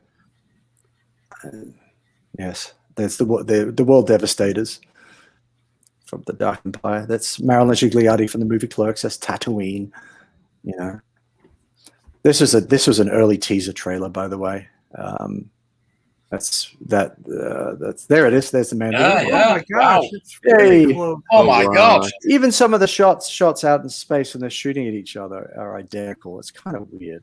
But. So I'm going to paint my Razor Crest that color when I get it from HasLab. Exactly, as you should. Oh, yeah. You know. So there you go. Mike. You know, Mike. It's a thing. You see, spaceships everywhere, of course, because I only love spaceships. Yeah. You know, and then Journey into the Darkness. Yeah, but that has spawned a TV series now. So after the Time War, it is all in the can. There is a Rogue Warrior TV series called Age of Darkness. So a greatly expanded, bigger version. So, you know, it's what it is, you see. So it's worth getting invested in Rogue Warrior because you will see a longer version in the near future in about 2 years, you know, with many more things. So there you go. I'm going to have to bail because I have an actor just texted me and I'm sorry to have to leave. That was me. I thought we were That going was me that texted you. about. Oh yeah. I'll be down there to shoot my next scene. Excellent. I thought we were going to talk all about mailaways. Yeah, well, you're so interesting that. Yeah. We'll do that when you go. Yeah, the best mailaways, in my experience, were the survival kit. Oh yeah. Oh, that I thing have one just, up here. I just love that. That blew my mind. Oh, look at this. Oh, lordy lord. That is just the thing. That one. The memories of opening that up in Australia. Yes. That's why I had to get this. And it went with my cardboard Death Star, which I had as well. Yeah. Oh, yes. Yeah, it's just magical, isn't it? It just made the action figures come to life, you know. Totally. Everyone could have a gas mask. Yeah. Yeah. And that cool white backpack. Yeah. Yeah, everyone could have a backpack as well. You know, it was just somehow it just blew my mind. I used to love those things. I love accessories. So I love mailaways. Waiting for eight plus weeks. I even had a mail away Boba Fett. You know, the recent one that I did. Remember that one? And it was a Hello, Miss Tamia. yeah, that one. I had that too. It melted. Oh, you're opening it up. Oh. Ready? He's It's going to be already something that you're not used to, not expecting. If I can get it out. That's what she said. What is that? Indiana Jones, Bullock. Oh, it's the Indiana Jones. Oh, interesting. Yeah. See, I never saw those. Has he ever been out of that plastic, Tino, or is he? No. He's still in there. Well, Huh? he's Wow. sending it to me, aren't you? That's brilliant. I'll swap it for the truck. $250, I think he's worth. That's not much, No. considering the Yeah. rareness of him. You know. I got him for cheap. real cheap. £80. £80. Wow. No. 60. Is he really? Yes. I'll sell him to you for $250. That's a fair price. Yeah, thanks for joining yeah. us, Neil. This No was problem, guys. JT will get in touch with you. Yeah, just send me a Right, message on Twitter or Facebook, and I'll be glad to send people download links. It'll be later tomorrow. You know, so I've got many more stories to tell for another show. We're not going anywhere. No, there's a documentary on me on Discovery Channel about a stalker I once had that ended in the death of a lot of people. Wow. But that's a darker story. Yeah. That's a story for another day. Exactly. So we'll definitely get you back. Definitely. Oh yeah, Yeah, look if that'd I be come cool. back, I'll be glad just to listen and talk about Star Wars toys because Totally. it makes me happy, including Palatoy and the Australian Toll Toys versions. Of There you go. Yes. You don't have any toll toys, do you? No. I did. I brought brand new a vinyl cape Jawa, Wow. Wow. and it's either a Toll Toys or a Kenner. different. I know. I actually opened it and played with it for years. Wow. Wow. So yes, I really had an original vinyl cape. Toll bought brand toys. new. Final cab Toll jabber at toys. that. Yeah. Day one of them coming to stores in Australia, bought in Brisbane, in Annerley, little toy store in Annerley. So I remember the day when I picked him up, going, "Wow, look, he's tiny." And I got Luke, of course, and Princess Leia and him, all in the first day. Wow. Wow. So before you guys. go, who's Yes. your favorite Star Wars toy? Who is your favorite?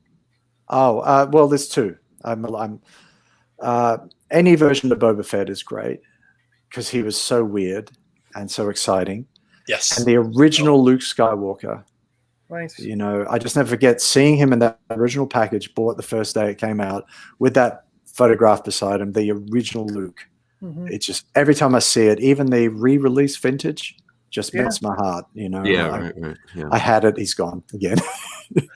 And then I saw Mark went to the shop and there's a whole bunch of them in the B&M, I think it is, or something. Yeah. On the shelves. I was like, oh my God. So, you know, the vintage Luke Skywalker. When you come to Marley again, we'll go to B&M. Okay. Yeah, if you see one, just grab one of those and any Boba Fett. I'll pay you back, I promise. Yeah. Well, I've got that figure for you. I'm waiting for you to. All right. Thank you. Yeah. Cool, We'll Neil. send Thank you. We'll send you one of those for the thank you for coming on. Oh man, that's kind of you. Thank you very much. Mark will. Exactly. No, we'll send it. Okay. Definitely. All right, guys. Well, Dino Thank and you. I are in the States. It'd be cheaper for us to send Yeah. it, right? Yeah. Yeah, it's real cheap. Yeah. All right, guys. Well, thank you very much. Thank you, Really Neil. appreciate it. Thank you, Neil. And, just message me. I'll send it links. It'll be in a day or two because I'll be shooting all night tonight. You got it. Yeah. Thank you. All right, guys. Thank you. Thank you. All right. Bye. See ya. Bye. That was awesome. Wow, Yeah, that was cool. Do I get good guests or do I get good guests? Yeah. Well, I was one of your guests. You meet some interesting Yeah, and people you in can't your get bloody rid of you now, can we? We're hoping that for Neil. We're hoping he wouldn't leave. That was well, awesome. hey, Dean, you might end up in Neil's next film. So, you Hey. know, there you go. That was pretty Yeah, good, Jake's gonna wasn't be it? in it. Yeah, I'll Just send a you delay. another one. Yeah, There you bloke. go. There you go, Mark. Oh, do we have to sit through another one? Yeah, the crowd's asking for another acting.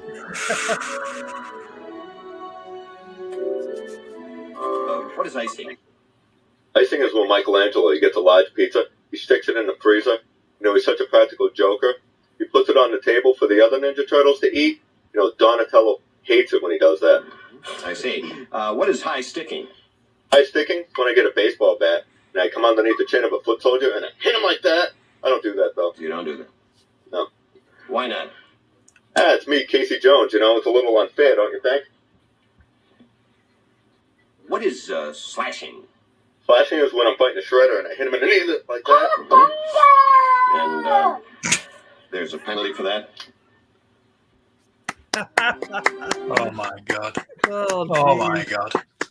Ugh, What have we done? I know. Oh. Brilliant. Yeah, we'll get Neil back on sometime. So I want to know from Usual Mike or Michael Reed or someone, like, do they remember those stores he was talking about in Australia? Yeah. Oh, Toll Toy. You had the Toll Toys. Right. Final Cape Jawa. Yeah, we got a few new people in the chat today. So how much that's going to be worth? If you had a carded Toll Toys Final Cape Jawa, how much that going to be worth? Oh, it's got to be worth way more than a cow, right? But he had one. He had that when he was a kid, right? Yeah, that's what he said. He opened it and played with it as a kid. So it was worth. It was worth the $3 back then. Yeah, but hey, John Joker. Hey, where John. else? How are you doing, mate?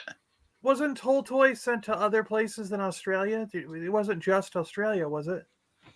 Yes, just Australia. It was just Australia. Okay. I don't. If Darth Rock is in, actually, he's not from New Zealand, is he? Born in the UK, but I think it could be New Zealand as well. I don't actually know about that, but yeah, it's definitely Australia. It might be Top Toys you're thinking about. Was Argentina? Oh, gotcha. Which one? Okay, Yeah. Top Yeah, Toy. yeah. Gotcha. Top Okay. Toys were. Okay. Yep. Oh, please do. We want to hear about. Yeah, absolutely. Come on in, John. I got to go to the bathroom real quick. I'll be right back. So, John, don't start. He's getting old. You weren't wearing your diaper? No. What's wrong with you? He's getting old. He's got, I'm going to put my coffee in my new coffee Strong merch. Oh, just go. We can't see Right. it from the bottom down. Just piss in the cup. I'll put the link in the chat, John, if that's all right. Yeah, you can do it. Let's let John on. Yeah, there we go.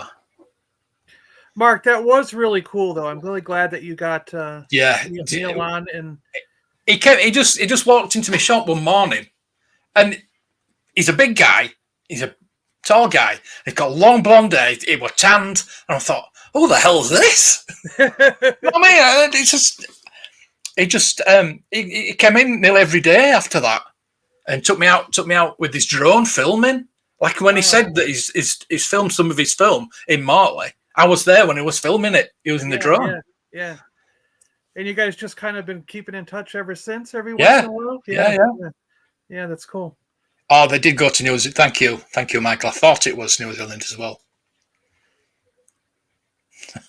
Well, I mean, that's like the same way that when I first met Hey, Vern. when I first met the toy guy. Why can't I break his name right now? Bellamo, Mark Bellamo. He walked into the Rochester Antique Toy Show when my friend Nofri and I had a booth at the toy show selling stuff, and I had a whole bunch of instructions and paper and like blueprints and things like that at one of my shows, and he walked up and bought a whole pile, almost the whole pile, and that's how we met. And it's like every 2 to 3 years we will chat over emails or something, but it's like, it's, you know what I mean? You just sort of just keep in touch over the years. Yeah. I mean, I bet we haven't talked in about a year, to be honest with you. Yeah. But he's just a great guy. As you found out, he's a great guy. Yeah. So do you want to show? Have you got anything to show off? What you've got this week? Oh, well, I got my figure over here. Hold on. Do you want me to go first? I'll go first then. Wow, that tastes so good. Where can we find those mugs? T-Public. My newest figure is this guy. Yeah. Oh, wow. And he's got his gun, too. No, I had the gun. I didn't get the gun with him. It's an extra that I had in my collection. That's one of my favorite. I'm so glad to have got him. It was finally, you know. Yeah, I need that blaster. How many is that? Your first one? Oh, I've never had this guy before. Never. Really? I thought you had a complete set before. No. I still need 3 after this now. I need an A-Wing pilot, a Man-O-Man, and Yak Face, and that'll get me all of them. But I'm building a case like Joey's, and Joey kind of, because of that case and Joey's channel, it's inspired me to just really finish the collection, get the last 3 that I need. Well, I was hunting for the last 4, and this was one of the 4 that I needed. And what's fortunate is I have extra blasters. So I've got the blaster for the A-Wing pilot. I had the blaster. So I can just find a figure without a blaster and get it for a little bit cheaper, you know? Can I flex? Totally. I need the blaster. I need 2 of those blasters. And same with Yak Face. I've got his staff, so I just need the figure. So it's kind of like, hopefully I can find just a figure of the A-Wing pilot and just... Well, I got a pilot this week. Yeah, yours showed up. Oh, I got to get my coin, too. That was owned by coins. That was owned by Dave Prowse. Oh, look at that certificate. That's great. Now, are you going to put by Darth Vader? Are you going to put them in a case or something? Yeah, I've not ordered it yet because I was waiting for the Black Friday deal. He said wait till Friday, and then he never put a code on. So you could get a case to put that certificate behind it, like, and have the figure in the front. Yeah, GW do a case similar to that, where you can put the box, the figure, and the certificate in as well. So it's similar to that. Cool. That'd be nice. Yeah, that'll look nice. I'm gonna grab one other thing I just got. I think it's in the other room. Hold on. This was kind of neat too. You got anything? What I got? Yeah, go on. They pull me back in. Oh no, Moon pie. So I'm a big ad icon collector. They're called wagon wheels in this country. Yeah. So wagon I got that. Tell you what, do I have a wagon wheel?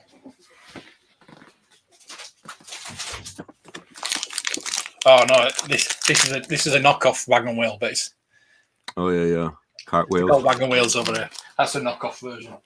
I might have one in there somewhere. I also picked up a couple other items.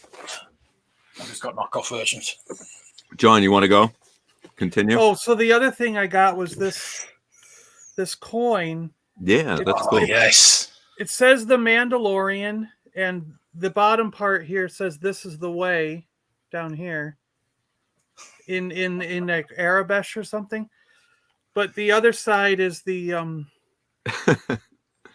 it's the executive producer coin from 2019, and they're metal. They're like real, real solid coins. But there's little scuff marks because he said it was in his pocket all day when they gave it to him, because apparently they gave him just like this, as a metal coin with no case, and so it's kind of scuffed up from being in his pocket. But I'm okay with that.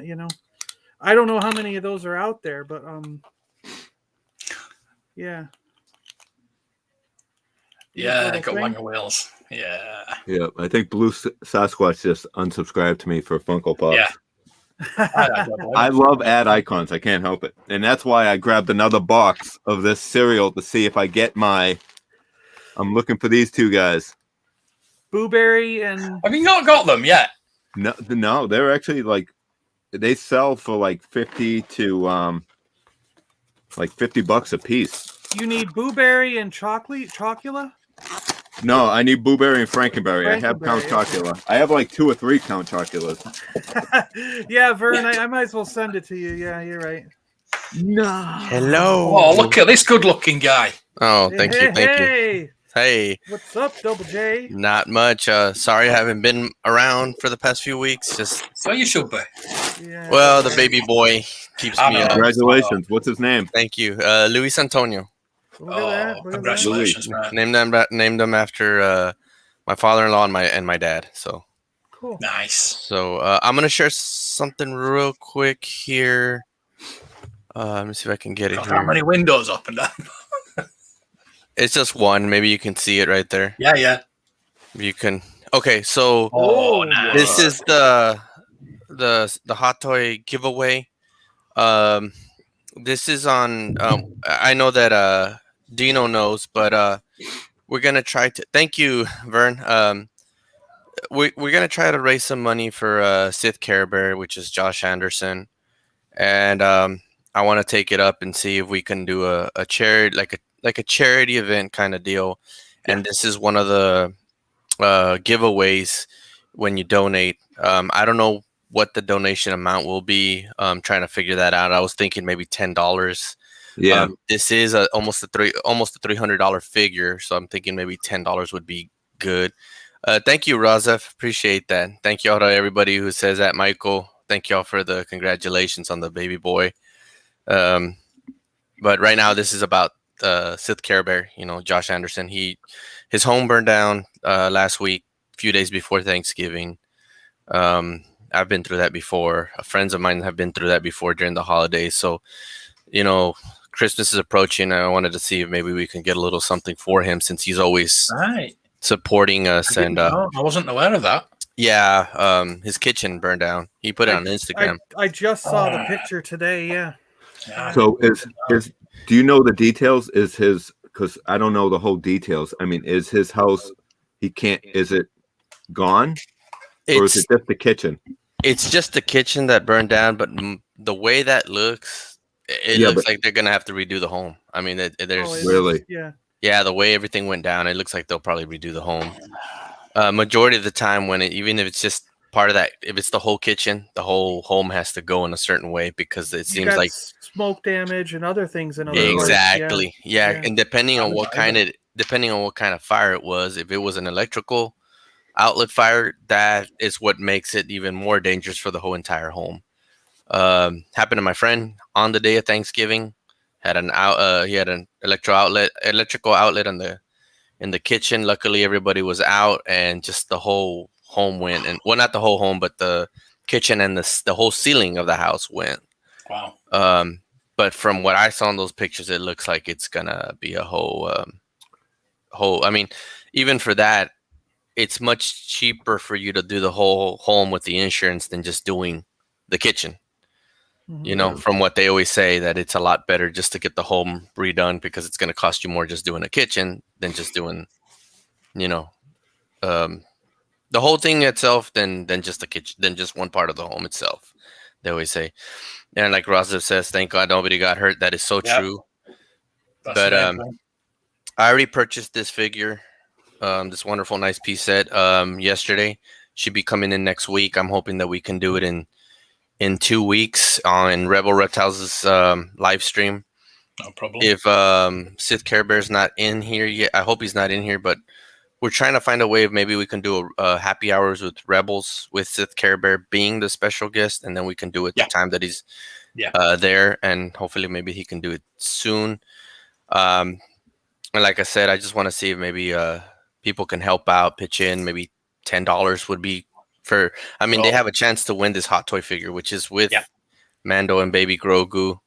I'm seeing if maybe I can start it up maybe today. I'm personally myself. I'm putting in the Hot Toy figure, and I'm going to put in $50 for the donation just to start it off. Yeah. And you can always give more. It doesn't have to be just $10. Yeah, no, just more, but just to I just want to see if maybe that just 10 would be enough to help out. Because what I'm trying to do is maybe whatever the figure amount is, we can double or triple to give it to Sith Care Bear or to Josh Anderson. I mean, this is all gonna go just to Josh Anderson.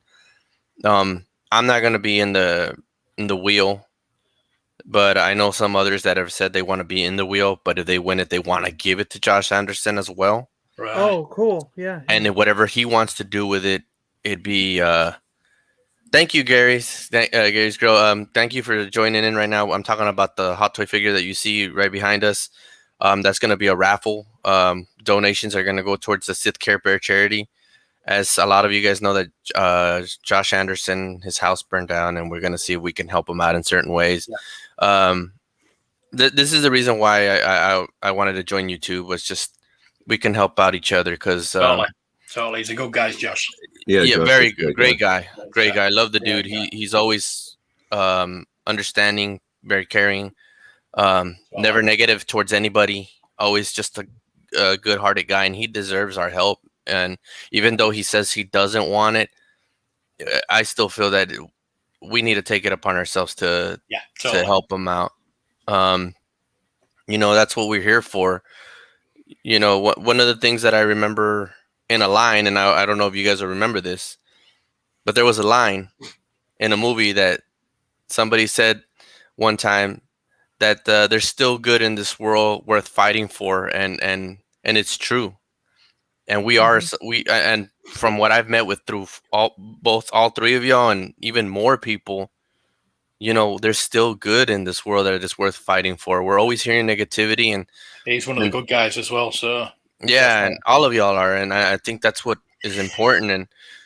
And I just want to see if maybe this will help out to give a little bit back to somebody who might even win a chance to win a Hot Toy figure. And if not, as long as they see it from the bottom of their heart that, hey,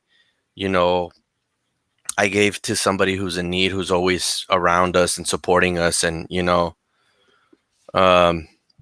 that's all I want, and that's why I just wanted to give a quick announcement on this. Let me get my phone real quick. I'm gonna see if I can put my PayPal already, if you guys don't mind, on the chat. And my I think maybe PayPal or Cash App. I don't have Venmo on yet, but I know that some of you guys have the PayPal. Yeah, PayPal. Yeah, PayPal is probably the safest, right? Yeah, I think so. Yeah. I've used PayPal and Venmo. Friends and family. Yeah, PayPal and Venmo work when I've used Venmo for stuff. It's all right. I like Venmo for the family. We do the family. Yeah. Sending each other money. You're a little pervert, G. Come on, you. How can you say that? You're Let's see if it comes out. Let's see if it comes out of there. We're all perfect. Come on. Pervy is a good thing, though, isn't it? Yeah. Do you guys see it on there? I don't know if it came out. No. You might not be able to put links. Yeah. Or my email. I'm not able to put my email on there. Let me search that out. Can you be a monitor? I'll put you as a mod. I thought you already were, but no, and I didn't ask because I was like, well, whenever I deserve it, you'll give it to me. Well, that's why you didn't get it then, isn't it? Sorry, I'm only joking. I was gonna super chat. I know. Right. Where are you? Oh, you can't because you're not in the chat. Put something normal in the chat. Just say hello or something. Right. Oh, you have, haven't you? Earlier on. See if that'll work. Yeah, then I can. There we go. It looks like I am now. Let me see. Come on.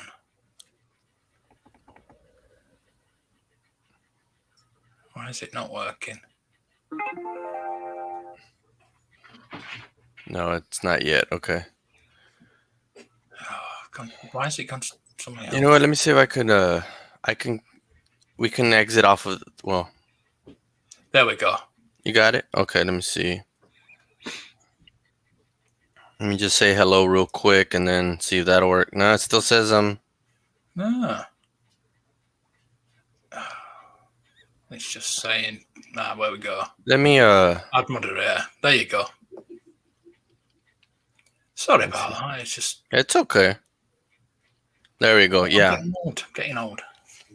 It's okay. Try to lighten the mood a little. You're still young in heart to me. Have a good day. Have a great day.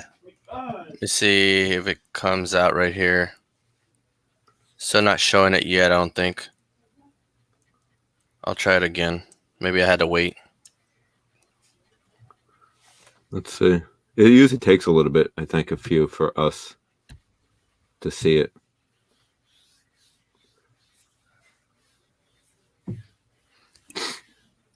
So you haven't set a day for the stream yet that they're going to do this, or? No, I'm thinking maybe I was thinking maybe in 2 weeks, just so it'll be easier that way. And I'm on the 3rd on next week, I think. You're on next week, and then we were seeing if maybe we can do it the week after. Yeah, I mean, you can do it when I'm on it. Part of it next week. We can. If we can get enough money, that'll be great. Get out there quick. Can you put it in the private chat? I could try. Yeah, I think I can. Put it in the private chat, and I'll. Because next week, Rebels will have a big crowd if I'm on. Heck yeah. That's the point. Here, there. I sent it there. So, Is it up yet? So your PayPal's linked to that? Okay. I don't see anything yet. There we go. There we go. There you go. Twice, right? Oh, so you could probably click on it. Yeah, so that's to my PayPal. So we can start it up, and like I said, guys, I'm just asking maybe $10. I mean, it's like I said, proceeds are going to Seth Care Bear for home purposes. From what I know, I think he was staying at a hotel with his family. You know how hotels are right now, and hopefully he can claim that on the insurance. I don't know if he'd be able to, but that's just something that as a favor for him. And it's like Neil we had on earlier. He was showing us his house. It was in California and the wildfires there, and he didn't have insurance on his house. Poor guy. I was checking him out. It was his studio like his stuff. And his livelihood and everything that went up. So. That sucks. As a collector, or just in general, I'd be devastated. Yeah, totally. Devastated emotionally for I don't know how long, but I mean, for him to just to say, I mean, we lived through that, and you take life in perspective of what's really important. As a collector, it'd be hard to think like that. Yeah, totally. Yeah, I agree with you on there. So, hey, how are you doing? Yeah, so people, so you'll have that link even beyond. Yeah, it should be.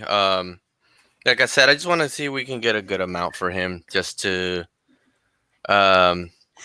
just so we can help out and give him something. I mean, love you. That's all. So right now I have $20 available in the PayPal, so I'll add that, and I'll just add another 30 to it. So I like that people know that I'm starting it off not just with the figure, but just the donation itself. Yeah. I hope we get at least something for him. That's all I want, just something for him. And that's pretty much it, guys. I mean, if there's anything else I could probably do as a second and third prize, I'll see what I can find, and maybe I'll do that. But right now, I feel that it's not about the prizes; it's more. I don't think so either. I don't even think you need to do that. Okay. But I think I think just a donation part in that, I think even if you took for my personal thing, I mean, obviously we all want to win something, but if that $300 or something like that could go towards Josh instead. But I see how you see people want to give and hopefully receive a prize. Might help a little bit more. Maybe, I don't know. I mean, we'll see. It's just it's just sometimes I know that it's hard to. I know he's a friend in the community to many of us, so I think all of us would be just happy enough to donate something. Well, it also would be cool, like he said. I mean, like, I'm perfectly fine donating some money, but also saying if I win the prize, we'll just give it to Josh. Because think about if there could be stuff damaged. It's a Hot Toys. There could be stuff damaged from his collection by smoke damage or other things. And think about if you went through that situation. Yeah. To get a little bit of money and to get something cool like that, I just think it would lift your spirits, you know. Yeah. Like I said, guys, I've been through. I mean, I lost a lot of comic books and toys during a flood that we had here in town. Yeah. We had a flood back in '98 that it was a dam back up north broke and it just swept into our creek, and I had some stuff at a family's home and all that was gone. It was a flash flood. It was not one of those floods that rose. It was just one that messed up a lot of homes, and I had some stuff there, and then I had a fire that messed up a few of my things. And like you say, man, when smoke hits your stuff, it doesn't go away. It does not go away. Yeah. And it sucks. So, guys, in the chat, you can help out in any way for Josh Anderson. This is not to build my channel or build anybody's channel. This is just to help somebody who is a part of the community who might not even have a home for Christmas right now at the moment. And, just wanting to help him out. He's a sweet guy. He's always around for anybody. Never takes anybody's sides. He's always wanting to be neutral and just be seeing the positive with everybody. I will be getting on other people's lives just to just throw it out there. Also throw my my PayPal. So if any of you guys see that, my email, that's a part of my PayPal. Just you're more than welcome to. Not Instagram me for it, and you want to donate, guys. At least $10 just so we can get it up there. And yeah, I'm gonna donate 10 right after the stream. Thank you. Why were you blocked for 5 minutes? Me? Yeah, it says on the comment. It does. Mark's playing games. Man. For that, Mark has to donate 20 if he wants to be in the random. Mark blocked me because I put up my his T-pump. Inappropriate, Dino. Inappropriate. There's a time and a place for merch. No, I wanted to see if links would work, so I had it in the chat before that. Yeah. But thank you, Mark, and thank you guys just for giving me a little small chance. Yeah. It's just you're always welcome. You know that, John. Thank you. And I wish you would open up that Hot Toys stream again, bro. I mean, I just finally got my Thor Endgame, and I was so happy with that. So, thank you, Raw. Thank you. I'll get your name right now. So, you know what, guys? I forgot to tell Raza, but do you know anybody? When you donate, please put on the note Sith Care Bear Charity, and then put your name on it so I can have you on the list, so I can put you on the wheel, because I want to start that wheel up as soon as I start getting names. Yeah, that'll be fun. Fantastic. We'll do a duck race. Do a duck race. Everyone loves a duck race. Duck race. I wish I had that. I wish I had that. That'd be cool. I love that with Wolfpack Toy Review. So he's on right now. So I'll probably get on and see if I can talk about it there too. I told Wolfpack about the situation. He says, if I can get you into the live in a few hours, is it okay? And he's a good guy, and all of y'all are wonderful, and I really appreciate this. I think Josh will appreciate it, and so it's John _Doe _2626. Yeah. Yes. So and then it should say John Sagase, my last name, or Sagache, whatever you guys want to say. Should say that too, maybe. It doesn't come up with that, but it's okay. Let me see. So, if, John, Oh, have you got yeah. anything new? Got anything new this week? Apart from just my kiddo. He's my new hot toy figure. Let me see. I think I got something from somebody. So yes, Carlos Sembias sent. Oh, love. Oh, I'm sorry. Mute that out, please. That's from Razif. Sorry, I don't want to say his name. So, Razif, thank you. He sent 30. Thank you, Razif. I appreciate that. So, I will definitely get you on the wheel. I'm gonna start that up soon. How did you? So there's no. We can't That's click my on Christmas it, present, is it, Razif? Mark, we can't click on the link, huh? Well, off here? No. No, I think for safety purposes. Yeah. So do you see that? Do you see that, John? Did I just sent you 10? Let me see. So Razif and I can't multitask that. Yes, I saw you. John Yes. Adams. John Adams. Yeah. Yes, thank you so Cool. much. I'll have you both on there, and I know the others that'll be doing that. So just Now, how long are you gonna keep it going? Because after I get my next paycheck, I can send a little bit more. I want to do it for two. Well, for the figure itself, I want to do at least not this Friday. That unless we get a good amount, then I would like to do it when Dino's on the Happy Hour with Rebels on Friday. He does this on Fridays, but if not, I want to do it in the following Friday. Like I said, I just want to get it in as soon as we can. If anybody can help out, okay. I mean, I think we'll do it maybe like at 4 p.m. Central Time. Like, or what? Even if people want to donate money after the stream, aren't you going to keep it open for a little bit? I mean, I wouldn't mind, but I mean, I think a lot of people would want to do it before that. Okay. You know, before the giveaway, because I mean, I'm not saying everybody's like this, but you guys already know how the world is sometimes. Yeah, when you ask for when people ask for donations, they're like, "Well, what do I get out of it?" I'm not saying anybody in the chat's like that, no, but I've seen many people like that, and that's why I got the figure so somebody can at least know, like, hey, I won something, and it's going for a good cause at least. There you go. Yeah. Just the same way, kind of how we did the St. Jude's charity for the kids.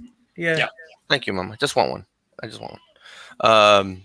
That's what I just want, and you know, I'm hoping that people will come into it and do it. I would like to see like at least 30-40 people on the wheel for this. Yeah. I'm sure you'll get that. Oh yeah. Can we enter multiple times? Well, I don't know if that'd be. Would that be fair? I don't know if that'd be fair. Oh, okay. I don't know if that'd be fair. You got to make jokes every now and again. Yeah. That's good. We love Josh, and I'm sure he would smile. I was confused. I was like, I don't know. I mean, I don't know. I mean, I like some input from you guys too. Yeah. So I know I'm kind of like if I won the hot toy, I'd be like, I don't know if I want to give it to Josh. I kind of love that thing. but I see what you mean. I'll admit it. If I win it, I'm keeping it. Yeah, I'll send him. You put me in Hot Toys. I'll send him a Rainbow Stormtrooper. There you go. There you go. Yeah. I mean, and then the reason it's for that one because Josh loves Star Wars, and then it's Josh, you know, so it's like cool, you know, and it's Bando and Baby Grogu, so you can't go wrong with it. Does Josh have kids? I believe he has two kids. I believe he has two kids, and see, that's why I don't think Josh would care if somebody works that figure because I think very, very hard, you know, and he's always working. Doesn't have he's always working skeleton crew. If you think about it, they are always trying to hire where he's at, and he's always working. Does he work at a theater? Yes. Yeah. Yes. He's a manager over there. Yeah. So actually, anyways, I was thinking about it. You know what? If I want it, I'll give it to him. So going back to shipping it over there. Mark's question, I did get that Thor Endgame hot toy figure in already. Finally, took like 10,000 years. I found me the what'd you pick up? Let's see a pickup. Here, let me get them. We got pickups. Let's do pickups and then we can end the stream soon. Let's show a few pickups. Yeah, I get a few pickups and then when's the Salacious should be on, right? Is he on? Let's show us Hot Toys off. There you go. Wow, that's a nice camera, Mark. Too nice. We now we see. That's two of my Hot Toys, and the other one's up there. I thought they'd be bigger. That's what she said. That's right. All right. So pickups. Got found a blood sport from my Walmart, which is surprising because they don't really have a lot of McFarlane figures as much anymore. But this is the only one they have. So blood sport with a piece of the King Shark. King Shark, yeah. Yeah, so I'm missing Polka Dot Man and cheers, Rosa. GameStop had them. Yeah, I can't find them anymore. No. Tasman sent me this one. Oh, that's cool. Yeah. With Casey Jones. Yeah. So I'm keeping that. Isn't that Jason from Friday the 13th? Are you gonna get the 2-pack with? Are you gonna get the 2-pack with him in April? If they come out, yeah. Hopefully we'll find that. Or I'll find it. I got a Cyclonus from the Transformers War from Cybertron. That's a good one. I don't get a lot of the War for Cybertrons, but since it's Cyclonus, I love the Transformer movie. That's a good one, yeah. The real movie, not the Michael Bay ones, even though I like those too. But I am picking up those Studio 86 Transformers. Those are the only ones I really like. That one really should have been a studio. It's that same build. Yeah. I mean, if you bring out the sweeps, why can't you bring out Cyclonus? That's what I don't get. Right? Yeah. Then they had Scourge and the sweeps in the in the 86 line. So and maybe later on. Hopefully they will. Psycho Man. Yeah. For sure. I'm debating on whether I want to get him. I don't know the villains too much from Fantastic Four. I would pick him up. I would. He looks amazing. He's amazing. Really cool. And especially with the box cards. So Invisible Woman. I love the box cards, especially that I ended up getting the Doctor Doom one. And I was like, they better bring everybody out. Yeah, Doctor Doom came in a box set. Yeah, is he still available? Doctor Doom? No, I don't think so. Not at the price you're gonna want him. He was in that white box thing with a I'm looking for Human Q9. Yeah. So I already canceled my pre-order for GameStop since I found him. I was like, yes. I did the same thing. They had him in GameStop in the store today. Did they? Wow. Yeah. And then this bad boy right here. Oh wow. And the cool thing about him is that he has the lightning. Oh, he's opening it. Well, not gonna open the whole thing, but do it. There's as you could see, let me get some light on it. Yeah. I do like that one. You see the lightning on there. You see his face. Fantastic. Huh. Was that Stormbreaker? Yeah, Stormbreaker and Molineers on this. Right over there. Oh, good. At least he has regular eyes in this one, right? Instead of like blue eyes. Yeah, well, he has a blue eye and a brown eye because remember he had that one eye that Rocky gave him. So that was up his butt. Yep. That's awesome. And those are my pickups for the week, and nothing on Black Friday. There was nothing. No, it was rubbish. Absolutely, it was. I got a Black Friday find. You want to see mine? Yeah. Everybody knows that Kiss is the best band in the world. Jeez, dude. Oh wow. More Funko. Nice. We're all unsubscribing. So these glow in the dark, these guys, and I'm a sucker for glow. You don't want to pull me up. You don't want to make me big, Mark. Oh. And is that the record album in the side of it? It is. Yeah. So this is the record album, and this is the album. I mean, obviously, it's plastic. I see the record. Yeah. No, I got you. I think didn't they make like a Death Leopard one too, and all those? Oh, I've seen a few. If you follow me on YouTube, I have a few shorts. I have a few shorts that I put out. I found In Sync. They have an In Sync one. They have AC/DC and a few other ones. So they have an instinct. In sync, yeah. And I picked up the Miner from My Bloody Valentine. I would love to put Dino in timeout. Right? And then the movie The Fog. That's cool. Captain Blake. Blake, yeah. I can mute him. Nah, it's okay. So, yeah, and I think that's it. Cool. And then my other finds, well, not finds that I got were my other G.I. Joes that I got for my 3/4 inch for my collection. I need a quick kick. Wow. Oh, and they got Big Boa. Big Boa, yeah. Big Boa, Flint, Quick Kick, and I forgot this guy's name. Mark, I thought you were sending me that one. Mark. Mark put that aside for me. That's good job, Mark. Great job. Now you're stepping in you better come to the G.I. Joe side. He's selling it. On Monday, I got this job of Masters of the Universe stuff. Yeah, he's selling that to me. He's selling it. Ooh. And it was in there, all split open and everything. So I put a new O-ring in it. And I put it all back together. And the only thing missing is the Cobra head from the front of it. Yeah. He's even got his dagger. Yeah, he's even got his dagger. You're just missing the head of the snake in the front part, right? Yeah. I So I sold the for the ship. A lot of people are missing those. I sold Castle Grayskull.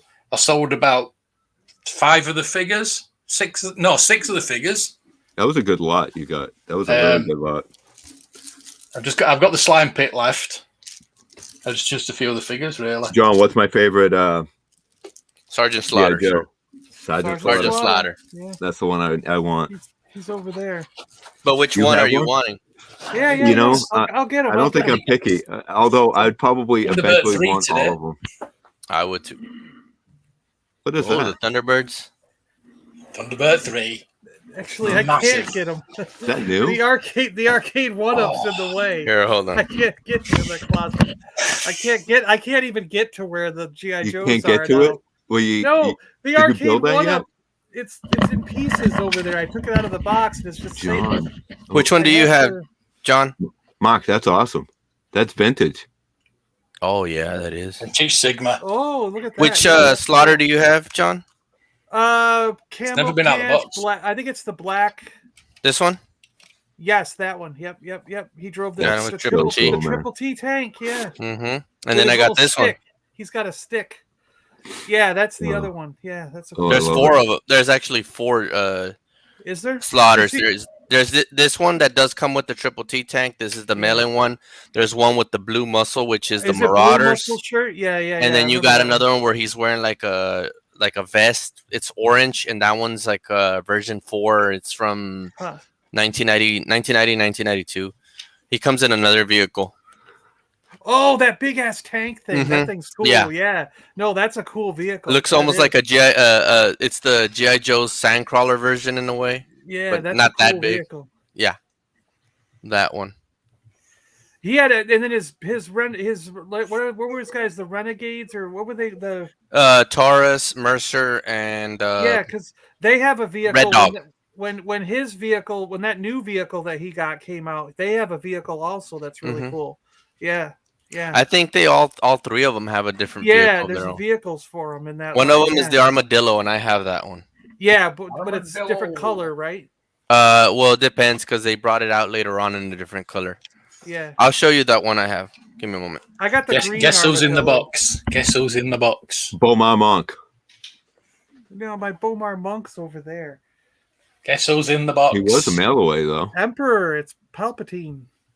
He's bro. Wow, when did you get that? The other day, yeah. On eBay? It's still sealed at one side. Wow. Yeah, I actually have some of the GWK set I need. I have 2 or 3 Bomar Monks because I got. When are you going to sell your? I need a Bomar Monk. I have a Bomar Monk. I had a few. I have a box full of mail orders from that time period. I got every one of them, like 4 or 5. I got like 4 or 5 of all those mailaways from that from the 95 mailaways all the way up to episode 1. Did I redeem myself for the That's not a mail away one though. That's not Yeah, mail but away. that's a variation. Out of the box. I do have a mail away one too. So here's the armadillo. Yeah, that's right. The armadillo with the cannons. You're right. Yeah, and then here's Red Dog. Yep. Oh, I got And- him. And then here's Mercer. Yep, don't have And him then yet. Taurus. No, and I don't. I've seen him, but I don't have him yet. Yeah. So, anyways, guys, I'm gonna jump off. Yeah. Yeah, we're gonna go now. We've all had enough for dinner. I will get some Geek Strong merch. I gotta get merch from everybody so I can have it on. I gotta do a merch store, so I need that one too. I gotta still set all that stuff up. So, all right, guys. Well, thank you so much again. If you guys can pass on the word, and then you can pass on the PayPal account, and just let them know what it's for. The hot toy figure, it's on a elimination wheel, $10 a donation for the Sis Care Bear charity. Yeah. I think a lot of people are knowing what happened, and let's just do something for a fellow friend. That's I'm asking. And I guess the other thing I just gotta say, I was gonna say it on Rebels' live, but I guess I'll say it on here. After the charity, you guys won't see me on lives for a while. I'm gonna be on the chats, but I'm not gonna get on lives. I'm gonna take a break so I could spend time with my little one, and You're right, Matt. I'm gonna come back during my anniversary year when I joined YouTube, which is in March. So I'm gonna do a big special deal, which I hope you guys can show up to. I will start the trivia again, so I'm gonna have that ready. I'm gonna see if I can do like maybe a 6-hour stream, 8-hour stream. Nothing long either, but just for the trivia. Just 6 or 8 hours. I might want to do the Star Wars trivia also that day. And also I'll have some special giveaways and stuff like that during my anniversary, just to show my appreciation to everybody. So again, I'm just gonna come out in one more live, and then I'm gonna stop. I'll come in and pop in chats. And that's pretty much it. That's my other announcement. Yeah. You know, I don't want to I don't want to have my time taken away from my little one. No. So you're right. Makes perfect sense. So I really appreciate you guys, and I will start that trivia again for the regular tournament trivia, and then probably that day I will do that Star Wars Rebels. So I'll start getting things in prepared. I have a lot of time to get questions going, and whoever's going to be in that trivia rumble, and I already have my 5 for that trivia one for the Spider-Man, but that Boba Fett trivia I'm gonna get that one started during the anniversary. So, and then we'll start seeing. Send it to me anyway, because I'm gonna win. Yeah. Never know. But yeah, I'm gonna start that. I'm gonna start those trivias again next year. So I'll start having probably the title belts ready as well for those. So it'll be great. Cool. But that's for Geek Strong. Don't forget to set your lineups. No, to win this ring. There you go. Flint does the Geek Strong pose. Yeah. You need to win the ring. There we go. So Just send that to me. I'm gonna win by luck. Just send it to me. I'll probably lose this week. So, but guys, thank you so much. I hope to see you guys soon again. Again, spread the word. It's for our boy, or for our guy, for our dude, whatever you want to call it. Sith Care Bear hot toy figure for the elimination wheel. $10 a donation to help him out. Also to get your name on the wheel to see if you win this Mandalorian Baby Grogu hot toy figure. Cool. Alrighty. Awesome. Thank you guys. I Thanks, appreciate you all. See you. Love you guys. See you soon. Take care. See ya. See you all later. Thanks for watching, Men's Toys. Be with you. Did you ever feel so bad inside?